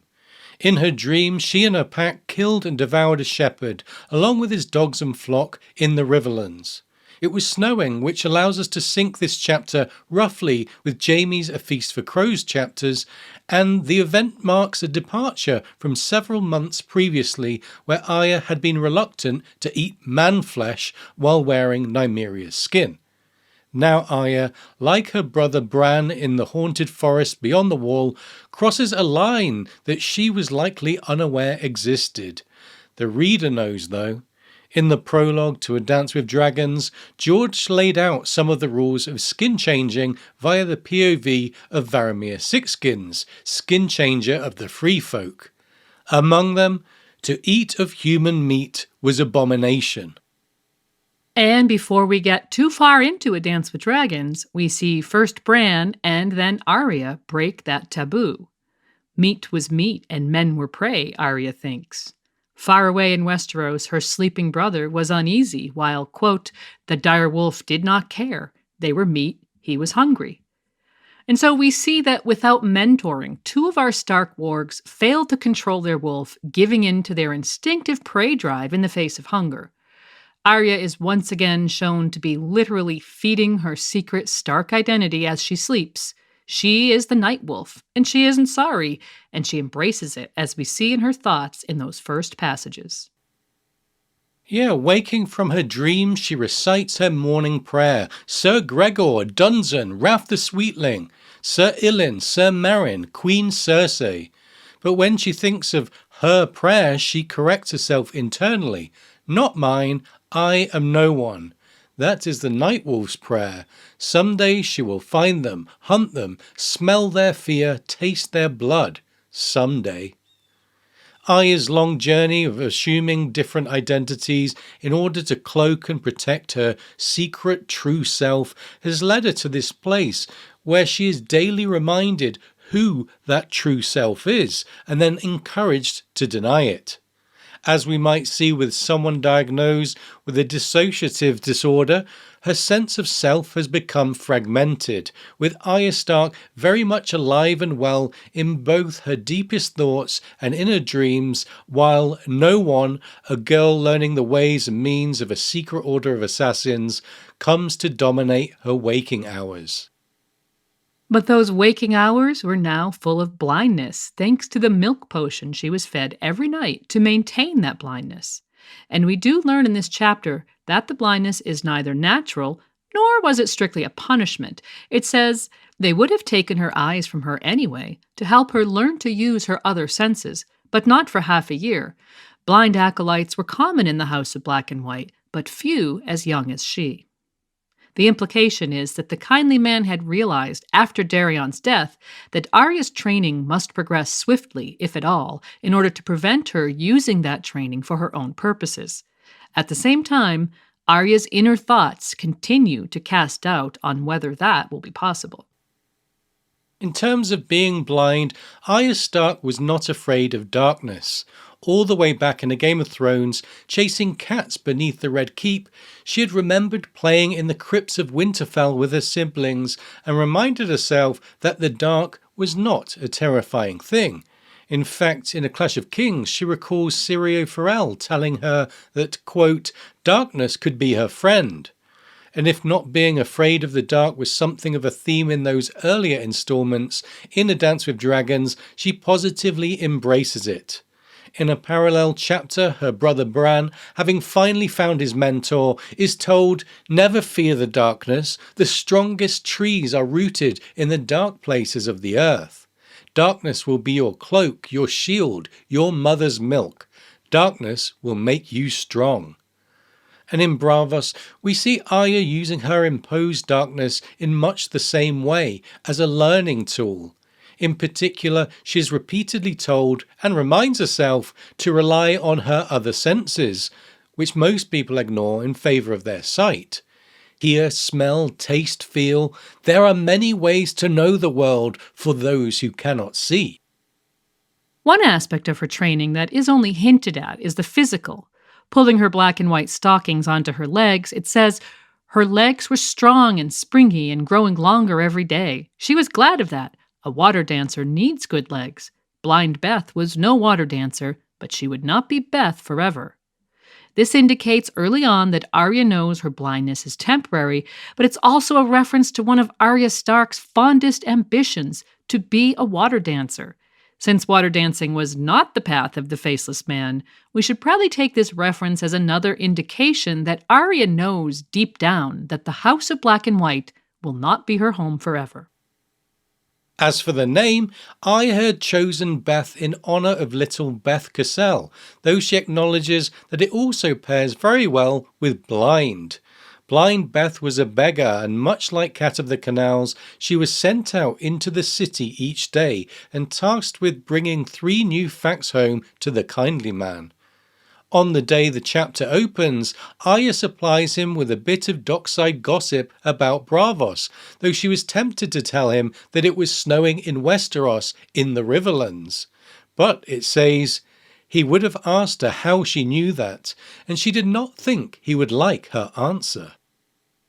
And so we see that Arya has become more practiced than ever at hiding her inner thoughts, and though she still does chew her lip, she also spends a lot of time thinking about keeping her face still. She's nothing if not self-aware, and she's learning to lie so that even the most practiced master can't always tell. She was also learning to recognize lies herself, and something that she felt was a huge deception was the suggestion by the waif that the stick they had given her could be better than a pair of eyes. Arya disagreed, though she still kept the stick, and in fact the cook had taken to calling her Stick, another name in the long list of names Arya had had. But Arya was starting to realize that names didn't matter. She thinks she was her, no one. I am no one, just a blind girl, just a servant of him of many faces. Which might seem like Arya accepting the removal of her identity, but right there at the beginning, we see that she kept something for herself. She was her, is perhaps best interpreted as Arya acknowledging that no matter what name or lack thereof she went by, she was still Arya, still herself. As Blind Beth, Arya would spend her mornings in the city with her begging bowl. Her lessons took place afterwards. First potions and poisons with the waif, then languages at supper. Arya was improving her Braavosi and High Valyrian, and also learning the tongues of Lys and Pentos. Evenings were for the lying game, which was much harder now that she was blind. Arya was learning to hear lies and to feel them in the waif's facial muscles, a skill which could be translated both to controlling her own face as well as to visual recognition once her sight was returned.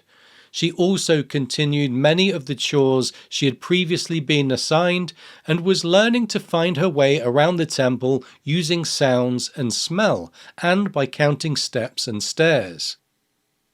One of her duties was to find new corpses near the pool in the temple and have them removed to the cellars where she would prepare the bodies by stripping and washing them. She worked in a chamber in the cellars, And on this occasion, as she worked, the door opened behind her, and someone with a harsh, taunting voice proceeded to attack her with a stick, challenging her to fight back effectively in spite of her disadvantage. She tried, but ended up tripped and on the floor, and angry. One day, she promised herself, she would beat her unknown assailant, but not until she could see him, and that day would not come soon. The waif had told her she could have her sight back for the asking, but Arya knew that on that day they would send her away. In her typical stubborn way, she resolved not to yield. Her sight would be returned when the kindly man decided it was time, and not before. As she worked in the temple, Arya would think about Cat of the Canals. She had enjoyed that part of her training and had particularly enjoyed being Cat. But she acknowledged to herself that she had killed Cat when she killed Darion. Still, she wasn't sorry. It says, Darion had been a deserter from the Night's Watch. He had deserved to die. This is a foundational Stark sentiment. The very first chapter of A Game of Thrones dealt with Ned Stark and his entourage journeying to a holdfast near Winterfell to execute Garred, a Night's Watch deserter. In that chapter, Ned had told Bran about deserters, no man is more dangerous. The deserter knows his life is forfeit if he is taken, so he will not flinch from any crime, no matter how vile. And he had continued by establishing the Stark ethos of personal responsibility. The blood of the first men still flows in the veins of the Starks, and we hold to the belief that the man who passes the sentence should swing the sword. If you would take a man's life, you owe it to him to look into his eyes and hear his final words. And if you cannot bear to do that, then perhaps the man does not deserve to die. All of those points had come into play when Arya killed Darion. She knew his identity and his crime, and she had passed his sentence as it was her family's ancient right to do. And having done that, she did indeed look him in the eye and hear his final words. The fact that his final words affirmed that he had violated his Lord Commander's orders had sealed his fate. But the kindly man and his order did not see the world in the same light. He told her, all men must die. We are but death's instruments, not death himself. When you slew the singer, you took God's powers on yourself. We kill men, but we do not presume to judge them. Do you understand? And though Arya said yes out loud, her silent reply, no, spoke volumes. The man knew she was lying and told her that her blindness would help her to see things their way. But perhaps she shouldn't have been so sure. Arya was an exceptional learner, and during this period it becomes obvious that she is using her faceless men training to cloak her secret identity. Far from giving up Arya Stark, she was learning to hide her so deep that even her preternaturally observant mentors couldn't see her. And speaking of not seeing, every night, blind Beth would venture out into the city with her begging bowl to take up a spot near a rotating selection of inns and taverns.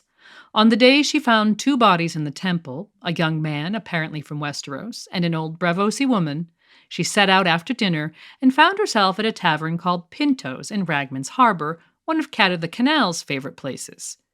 The owner was a man called Pinto who claimed to have once been one of the most fearsome pirates in the Stepstones, and who hid a kind heart beneath his unwashed clothes. Rather than make Beth sit outside like some innkeepers would do, Pinto would sometimes allow her to find a place indoors by the fire. And so it was on this night, as Beth settled in to observe the clientele with her four senses. Besides Pinto's regulars, Arya observed a number of other patrons, mostly by using her ears and occasionally her sense of smell, as in when she correctly identified a pair of Braavos by the scented oil they used in their hair, and some Ebonese whalers by the reek of blood and blubber. She also found herself joined by a stray cat, certainly one of the cats who used to follow Cat and her barrow of shellfish around, and possibly the very one she had dreamed of the night she lost her vision. And as she listened to a trio of Lyseni sailors discussing their ship Goodheart and the reason she had been seized by the Sea Lord, it says, for a time it seemed that she could see them too, through the slitted yellow eyes of the tomcat, purring in her lap. The next morning, the kindly man asked her, as he always did, to tell him 3 things she had learned. Arya was ready with her answer, the first 2 things courtesy of those Lyseni sailors. Here's the passage. I know why the Sea Lord seized the Good Heart. She was carrying slaves, hundreds of slaves, women and children, roped together in her hold. I know where the slaves came from. They were wildlings from Westeros, from a place called Hardhome, an old ruined place, accursed. After the big battle where the king beyond the wall was killed, the wildlings ran away, and this woods witch said that if they went to Hardhome, ships would come and carry them away to someplace warm. She goes on to offer the full explanation of Goodhart's capture and the implications for the free folk still at Hardhome, added with her earlier interactions with Samtali and Daeron, and with the rumour she had been hearing about her brother Jon Snow, now known by some as the Black Bastard of the Wall. This information reveals some of the continuing story of the Night's Watch, things that were happening off-page from Jon's POV. There's a curious synchronicity between Jon's story and Arya's Braavos arc, which might lead one to suspect that one day the threads will merge, different roads leading to the same castle, as it were. But speaking of threads, let's not lose the thread of Arya's morning report to the kindly man. Having received his 2 new facts, he queries about the expected 3rd, and she was ready with that as well.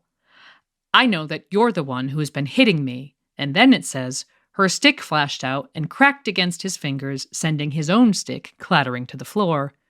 When he had recovered, the kindly man asked how the blind girl could know such a thing.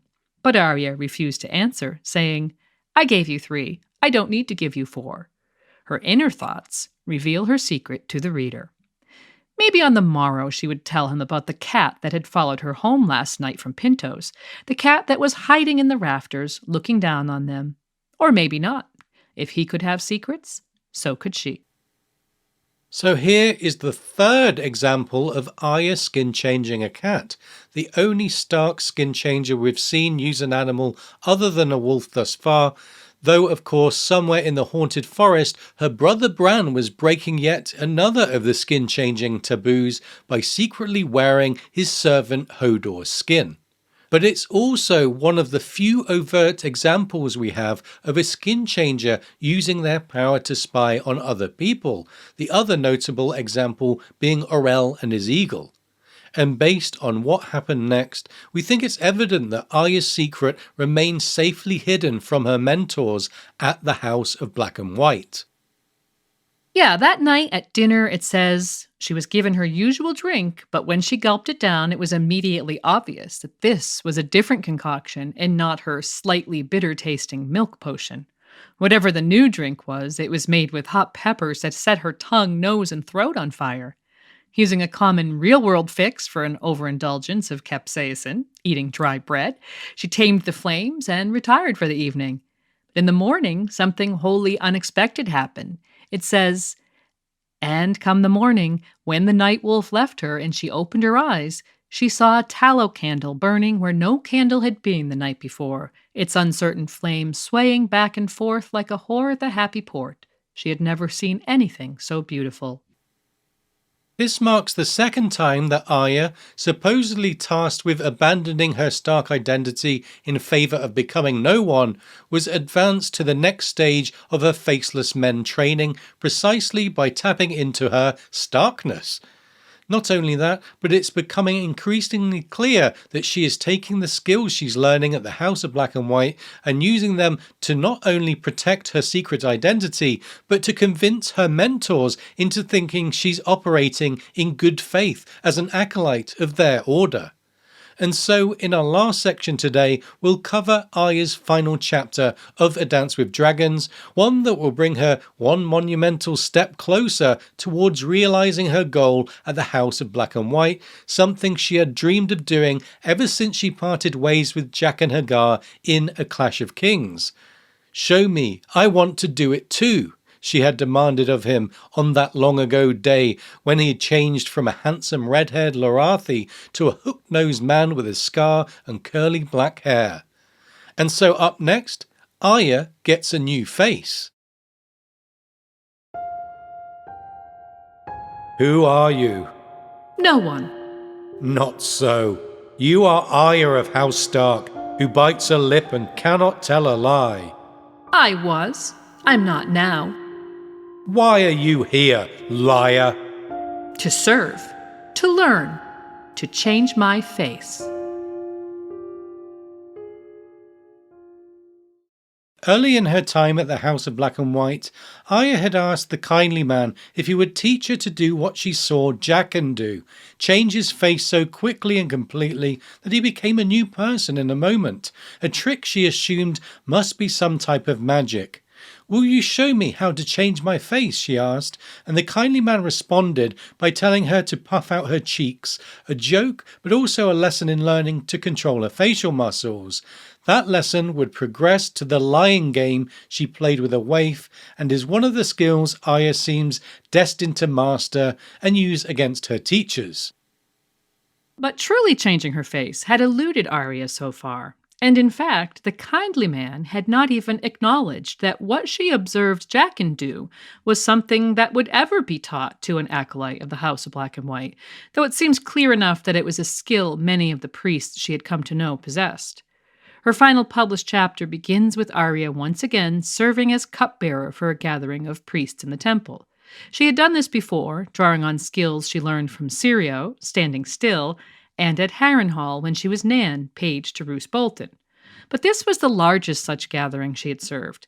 11 priests, it says, gathered for a meeting that lasted several hours and ended with the kindly man asking Arya to stay behind to have words with a priest who wore the face of a plague victim, complete with oozing, bloody sores. The interview began with Arya, seated in a chair made of weirwood, being quizzed as to her identity. Though she declared she was no one, and that she desired only to serve and learn, Plagueface did not believe her, saying, "You are Arya of House Stark, who bites her lip and cannot tell a lie."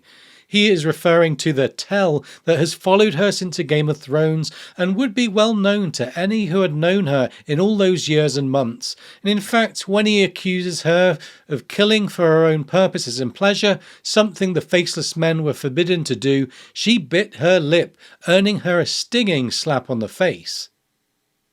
Knowing that she had failed at a part of her training she desperately wanted to master, she thanked him for the slap, thinking that perhaps punishment might help her break that habit where her will had failed. Her identification of lip-biting as something Arya Stark did, quote, not the Night Wolf, is evidence that her dissociative identity was purely intentional. Arya is creating a new identity to overlay her true self, plus all the other faces she had figuratively worn over the past months and years, including no one. The Night Wolf, unknown to her mentors, had the power to deceive them, utilizing her secret talents combined with the skills they were teaching her. Plagueface's next statement, though, hinted that he, at least, might know more about Arya's secret than she thought anyone did. Even as he accused her, "You lie. I can see the truth in your eyes. You have the eyes of a wolf and a taste for blood." She silently recited the remaining 6 names on her list: Sir Gregor, Dunsen, Raff the Sweetling, Sir Ilyn, Sir Meryn, Queen Cersei. Plagueface went on to refer to the time she spent with Brusco. "You were a cat, they tell me." And that hits rather close to the bone, since much more recently than she had been Cat of the Canals, she had indeed worn the skin of an actual cat. But rather than pursue a line of inquiry that might have revealed Arya's secret, Plagueface accused her of having a heart that was too soft to serve the many-faced god. "Not so," Arya declared. Repeating something aloud that she had been saying to herself since the aftermath of the Red Wedding, she said, "I have no heart. I only have a hole. I've killed lots of people. I could kill you if I wanted." Rather than react with alarm, Plagueface wanted to know if that would please her. He pounced on her hesitant answer, maybe, telling her that she had no place at the House of Black and White if she would kill to please herself, adding, "We do not kill to serve some lord, to fatten our purses, to stroke our vanity. We never give the gift to please ourselves, nor do we choose the ones we kill. We are but servants of the God of many faces." All of Arya's protests and Plagueface's doubts led to him dictating the price of her remaining at the temple. "The price is all you have and all you ever hope to have.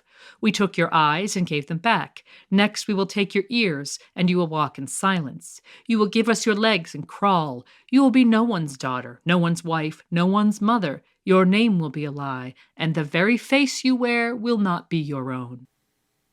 The mention of gaining a new face seemed to motivate her. It says she nearly bit her lip, but caught herself in time, thinking, "My face is a dark pool, hiding everything, showing nothing." And she also thought of all of her names, including Arya, and concluded that the names didn't matter. What mattered was what was inside her, and inside her was a girl who craved vengeance more than any future possibility. Recall that in her first chapter at the temple, she had thought that she was hungry, but not for food. And we see here that her hunger has not yet been sated.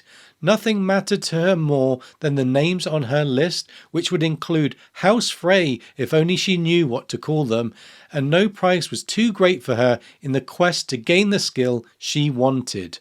"I can pay the price. Give me a face." In order to earn a face, the priest told her, she must give a man a gift. The man would be a stranger to her, and the gift would be that of the many-faced god, death.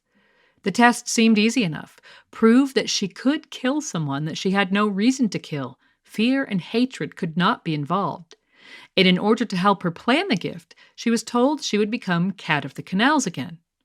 Following that meeting, Plagueface seems to vanish from the House of Black and White, and her task would be overseen by the Kindly Man. It was a task that, in the eyes of the Faceless Men, would prove once and for all that she could kill on their terms, without emotion or identity, rather than on her own, which were, to all intents and purposes, the exact opposite. To that end, she returned to Brusco the next day and resumed being Cat of the Canals, quote, as if she had never been away. That very morning, she saw the man who was her target in the streets near the Purple Harbour, a location where Cat had rarely shouted her wares in the past, since she preferred Ragman's Harbour, where she could often speak the common tongue, to the exclusively Braavosi Purple Harbour. But Arya's Braavosi had improved over the months, and she was able to blend effortlessly into the crowded cobbled streets of the district while observing her target. Arya spent the next several days learning about the man and his habits. In the course of her observations, it's notable that she was continually looking for reasons to dislike or even hate him. It started with her observing that he was old and allowing her resentment that her own father had died young to color her opinion. He has lived too long, she thought. She watched his mannerisms and studied his appearance and decided he was mean, lacked courtesy, and that he had a villain's beard. But as she brought these opinions back to the House of Black and White and told the Kindly Man what she had learned, he told her that it was not for her to judge the man. As her observations continued, she decided she loathed his hands, the constant movements of which conveyed his fears to her. And that led to her inquiring about his business. It turns out the man was an insurance broker, selling guarantees of payouts to the families of ship owners and merchants should their ships and cargo be lost at sea. His death, she decided, had been paid for by someone who he had cheated, and that was enough for Arya, befriender and defender of the poor and the unfortunate, to decide she could kill him. Of course, she had insisted all along to her mentors that she could do it and would do it, so it's possible that, after the first day when the Kindly Man told her that her task was not to sit in judgment, they remained ignorant of the fact that she continued looking for reasons to find the man worthy of death. For what Stark could set out to execute a man if they had not, at least figuratively, looked him in the eye and heard his last words and decided his crimes were worthy of death? Arya was to be the insurance man's last judge, whether her mentors wanted her to be or not. From arriving at her decision, she set out to plan how it was to be done. It had been impressed upon her that she must not be seen, and that she must not kill anyone besides her target. So careful planning was of the essence, and as we'll see, she ultimately settles upon a method that not only ties back to her long evenings helping the waif prepare her poisons, as indicated when it says the waif was there to help her, but that has been seen on page before when the novice Pate died after biting a poison coin in Old Town. But before she could carry out the deed, she would need a disguise, and this time it would not be a disguise achieved through costumes or mummer's tricks. Arya would at last get the thing she had been dreaming of since that long ago day at Harrenhal, a new face. In describing Arya's descent to the sanctum of the Faceless Men, a place previously forbidden to her, George takes his narrative into the territory of horror. She descends through darkness with her teachers and arrives in a chamber that is designed to frighten. Here's the passage. 1,000 faces were gazing down on her. They hung upon the walls, before her and behind her, high and low, everywhere she looked, everywhere she turned. She saw old faces and young faces, pale faces and dark faces, smooth faces and wrinkled faces, freckled faces and scarred faces, handsome faces and homely faces, men and women, boys and girls, even babes, smiling faces, frowning faces, faces full of greed and rage and lust, bald faces and faces bristling with hair. Masks, she told herself, only masks, but even as she thought the thought, she knew it wasn't so. They were skins. The kindly man offers her an exit, as he'd done many times in the past, telling her, "It is not too late for you to leave us. Is this truly what you want?"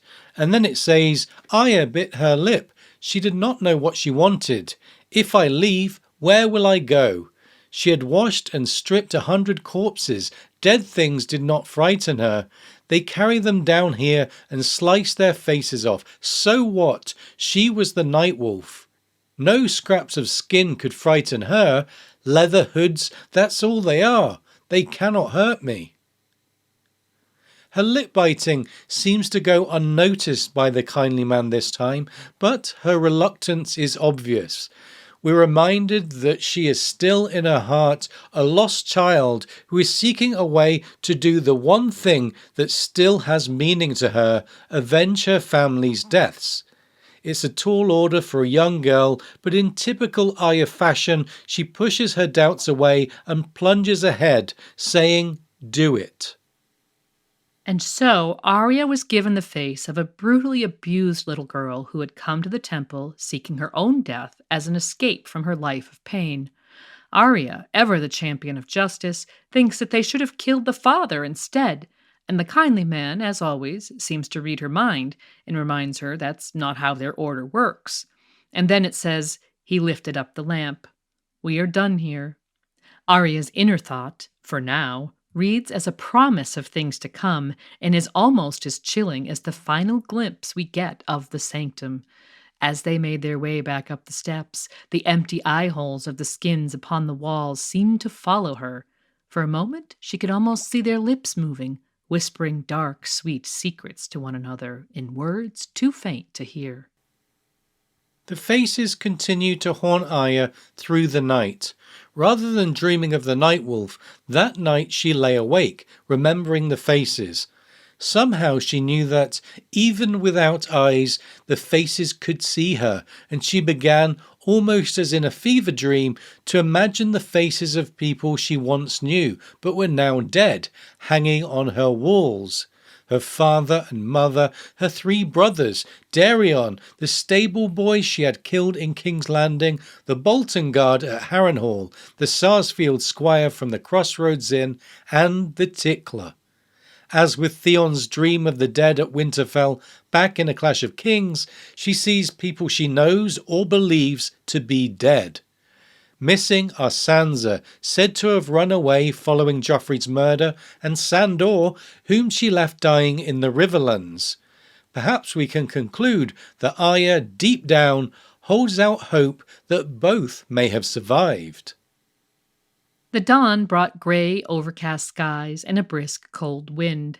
A good day for a death, Arya thought, while silently repeating 6 names to herself.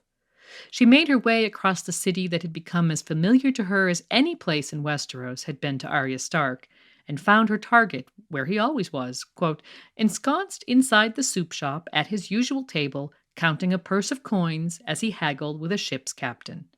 His guards kept watch as usual, but that made no difference to Arya, whose plan evidently did not involve approaching the insurance broker directly. Some time later, she made note of another man, a prosperous ship owner by the look of him, who often did business with her target. The man walked with a limp and had a purse of gold on his right hip. Approaching him, Arya deployed one of her skills she had learned as Cat of the Canals and slit his purse so she could reach inside it and fill her fist with coins. A small tug made the man turn and notice her, and the ugly little girl, quote, kicked his bad leg out from under him, danced away, and bolted as he fell, raining gold coins in her wake.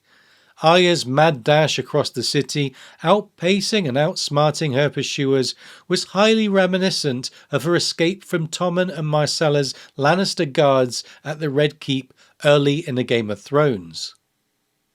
When she was certain the pursuers had given up, she made her way back to the temple, thinking, by now the shipowner would have gathered up coins and cane and limped on to the soup shop. He might be drinking a bowl of hot broth and complaining to the old man about the ugly girl who had tried to rob his purse. And when she arrived at the House of Black and White, she handed the kindly man a single gold dragon, telling him, it wasn't stealing. I took one of his, but I left him one of ours. And while it says the kindly man understood the implications of that, so should we. Somewhere in Braavos, an insurance broker had bit down on a golden dragon of Westeros and, like the one-time novice of the Citadel, Pate, his heart would have given out as he collapsed in complete ignorance of the cause. Arya had clearly done the job well, as that night her own face was returned to her, and she was given the robe of an acolyte of the House of Black and White, signifying her promotion from novice based on her completing the milestone test. While she had outwardly accomplished the task to the specifications of her teachers, the reader knows that it was not a dispassionate killing of a stranger, and that Arya had in fact passed judgment on the insurance man in deciding that his death had been requested by someone he had cheated. She did not, in fact, kill the man solely at the behest of the kindly man and Plagueface, but due to her own moral code. As her A Dance with Dragons arc drew to a close, the kindly man offered a hint of what would come next for his pupil. On the morrow you will go to Izimbaro to begin your first apprenticeship. Take what clothes you will from the vaults below.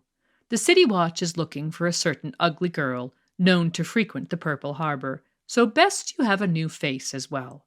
And this time, when he asked her who she was, there would be no hint that he doubted her when she replied, no one.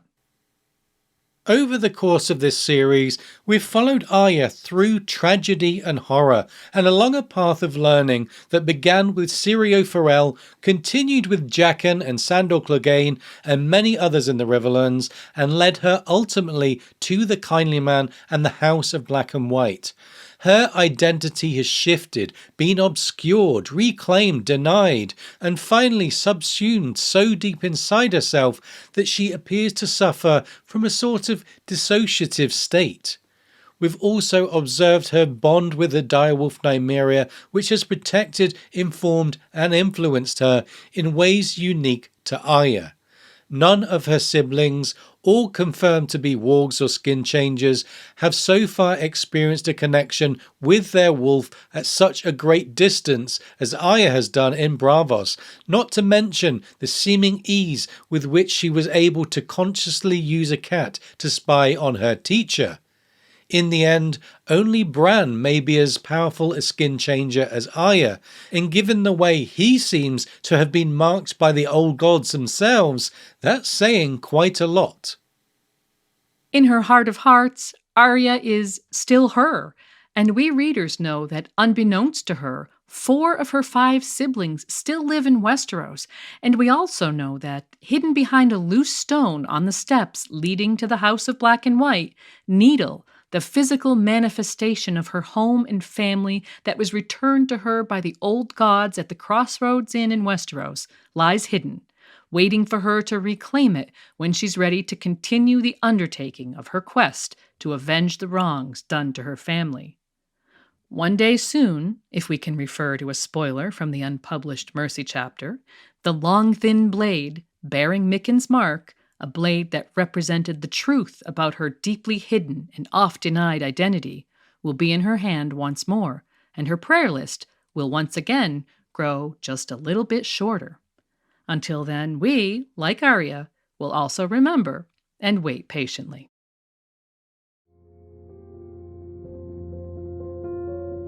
Needle was Robb and Bran and Rickon, her mother and her father, even Sansa. Needle was Winterfell's grey walls and the laughter of its people. Needle was the summer snows, old Nan's stories, the heart tree with its red leaves and scary face, the warm earthy smell of the glass gardens, the sound of the north wind rattling the shutters of her room. Needle was Jon Snow's smile.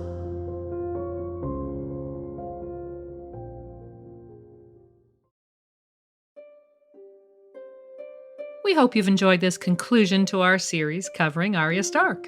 We'll be back soon with a new installment in our series covering the foundation of Westeros as we dig into the Andal invasion. And now, as always, it's time to give credit where credit is due. Thanks to George R.R. Martin for sending Arya to Braavos, and thanks to Kevin MacLeod and Kai Engel for allowing us to use their music in our production. And as usual, we'll end today with thanks to our patrons from the Castle Steel level. If you enjoy the podcast, consider being a patron, and you could be hearing your name here too.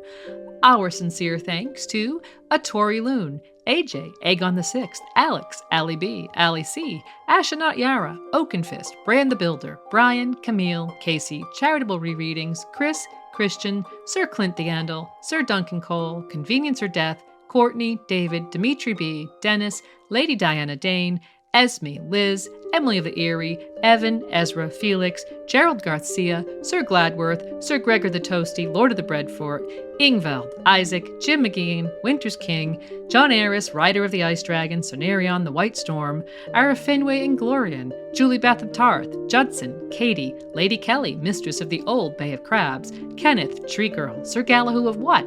Lena Snow, known as the Twilight Star, Lemba, Lynn, Lomas Knight Rider, survivor of the Yeen sleepover, Nessie the Questing Beast, Mage Marmot, Monaro Geek TV, Maria, Margareta, and our cohort of Matts, Matt A, Matt C, Matt K, Matt L, Matt M, Matt R, as well as Beatrix Rainfall, Maester Mary, Molly, Nimble Dink One Iric, Patrick, Peter Pebble, Peter, PJ, Paul B, Paul H, King Ray, first of his name, Richard, Sam, Sarah, Sir Larsalot of Bee Hill, Sir Swift the Peppered Knight from the House of Black and Grey, Sheila, Cern, That Shiny Bastard, the Rat Chef de Cuisine, Terry, Sir Terence, Knight of the Cedars, Valen Valentine, Maiden of the Black Frost, Corin Halfhand, and Yvonne. As always, let us know if I've pronounced any of your names wrong, if you have a nickname you'd prefer to use, or if you feel we've left anything out. Visit RadioWesteros.com for quick access to all our podcasts. You can also find a link to our Patreon campaign, donate via PayPal or Ko-fi, and comment on our content there, or find us on YouTube, Apple Podcasts, Spotify, or wherever you find your podcasts. And of course, you can connect with us via Facebook, Instagram, or email. Thanks again for joining us. We'll see you soon with a new episode. Bye for now.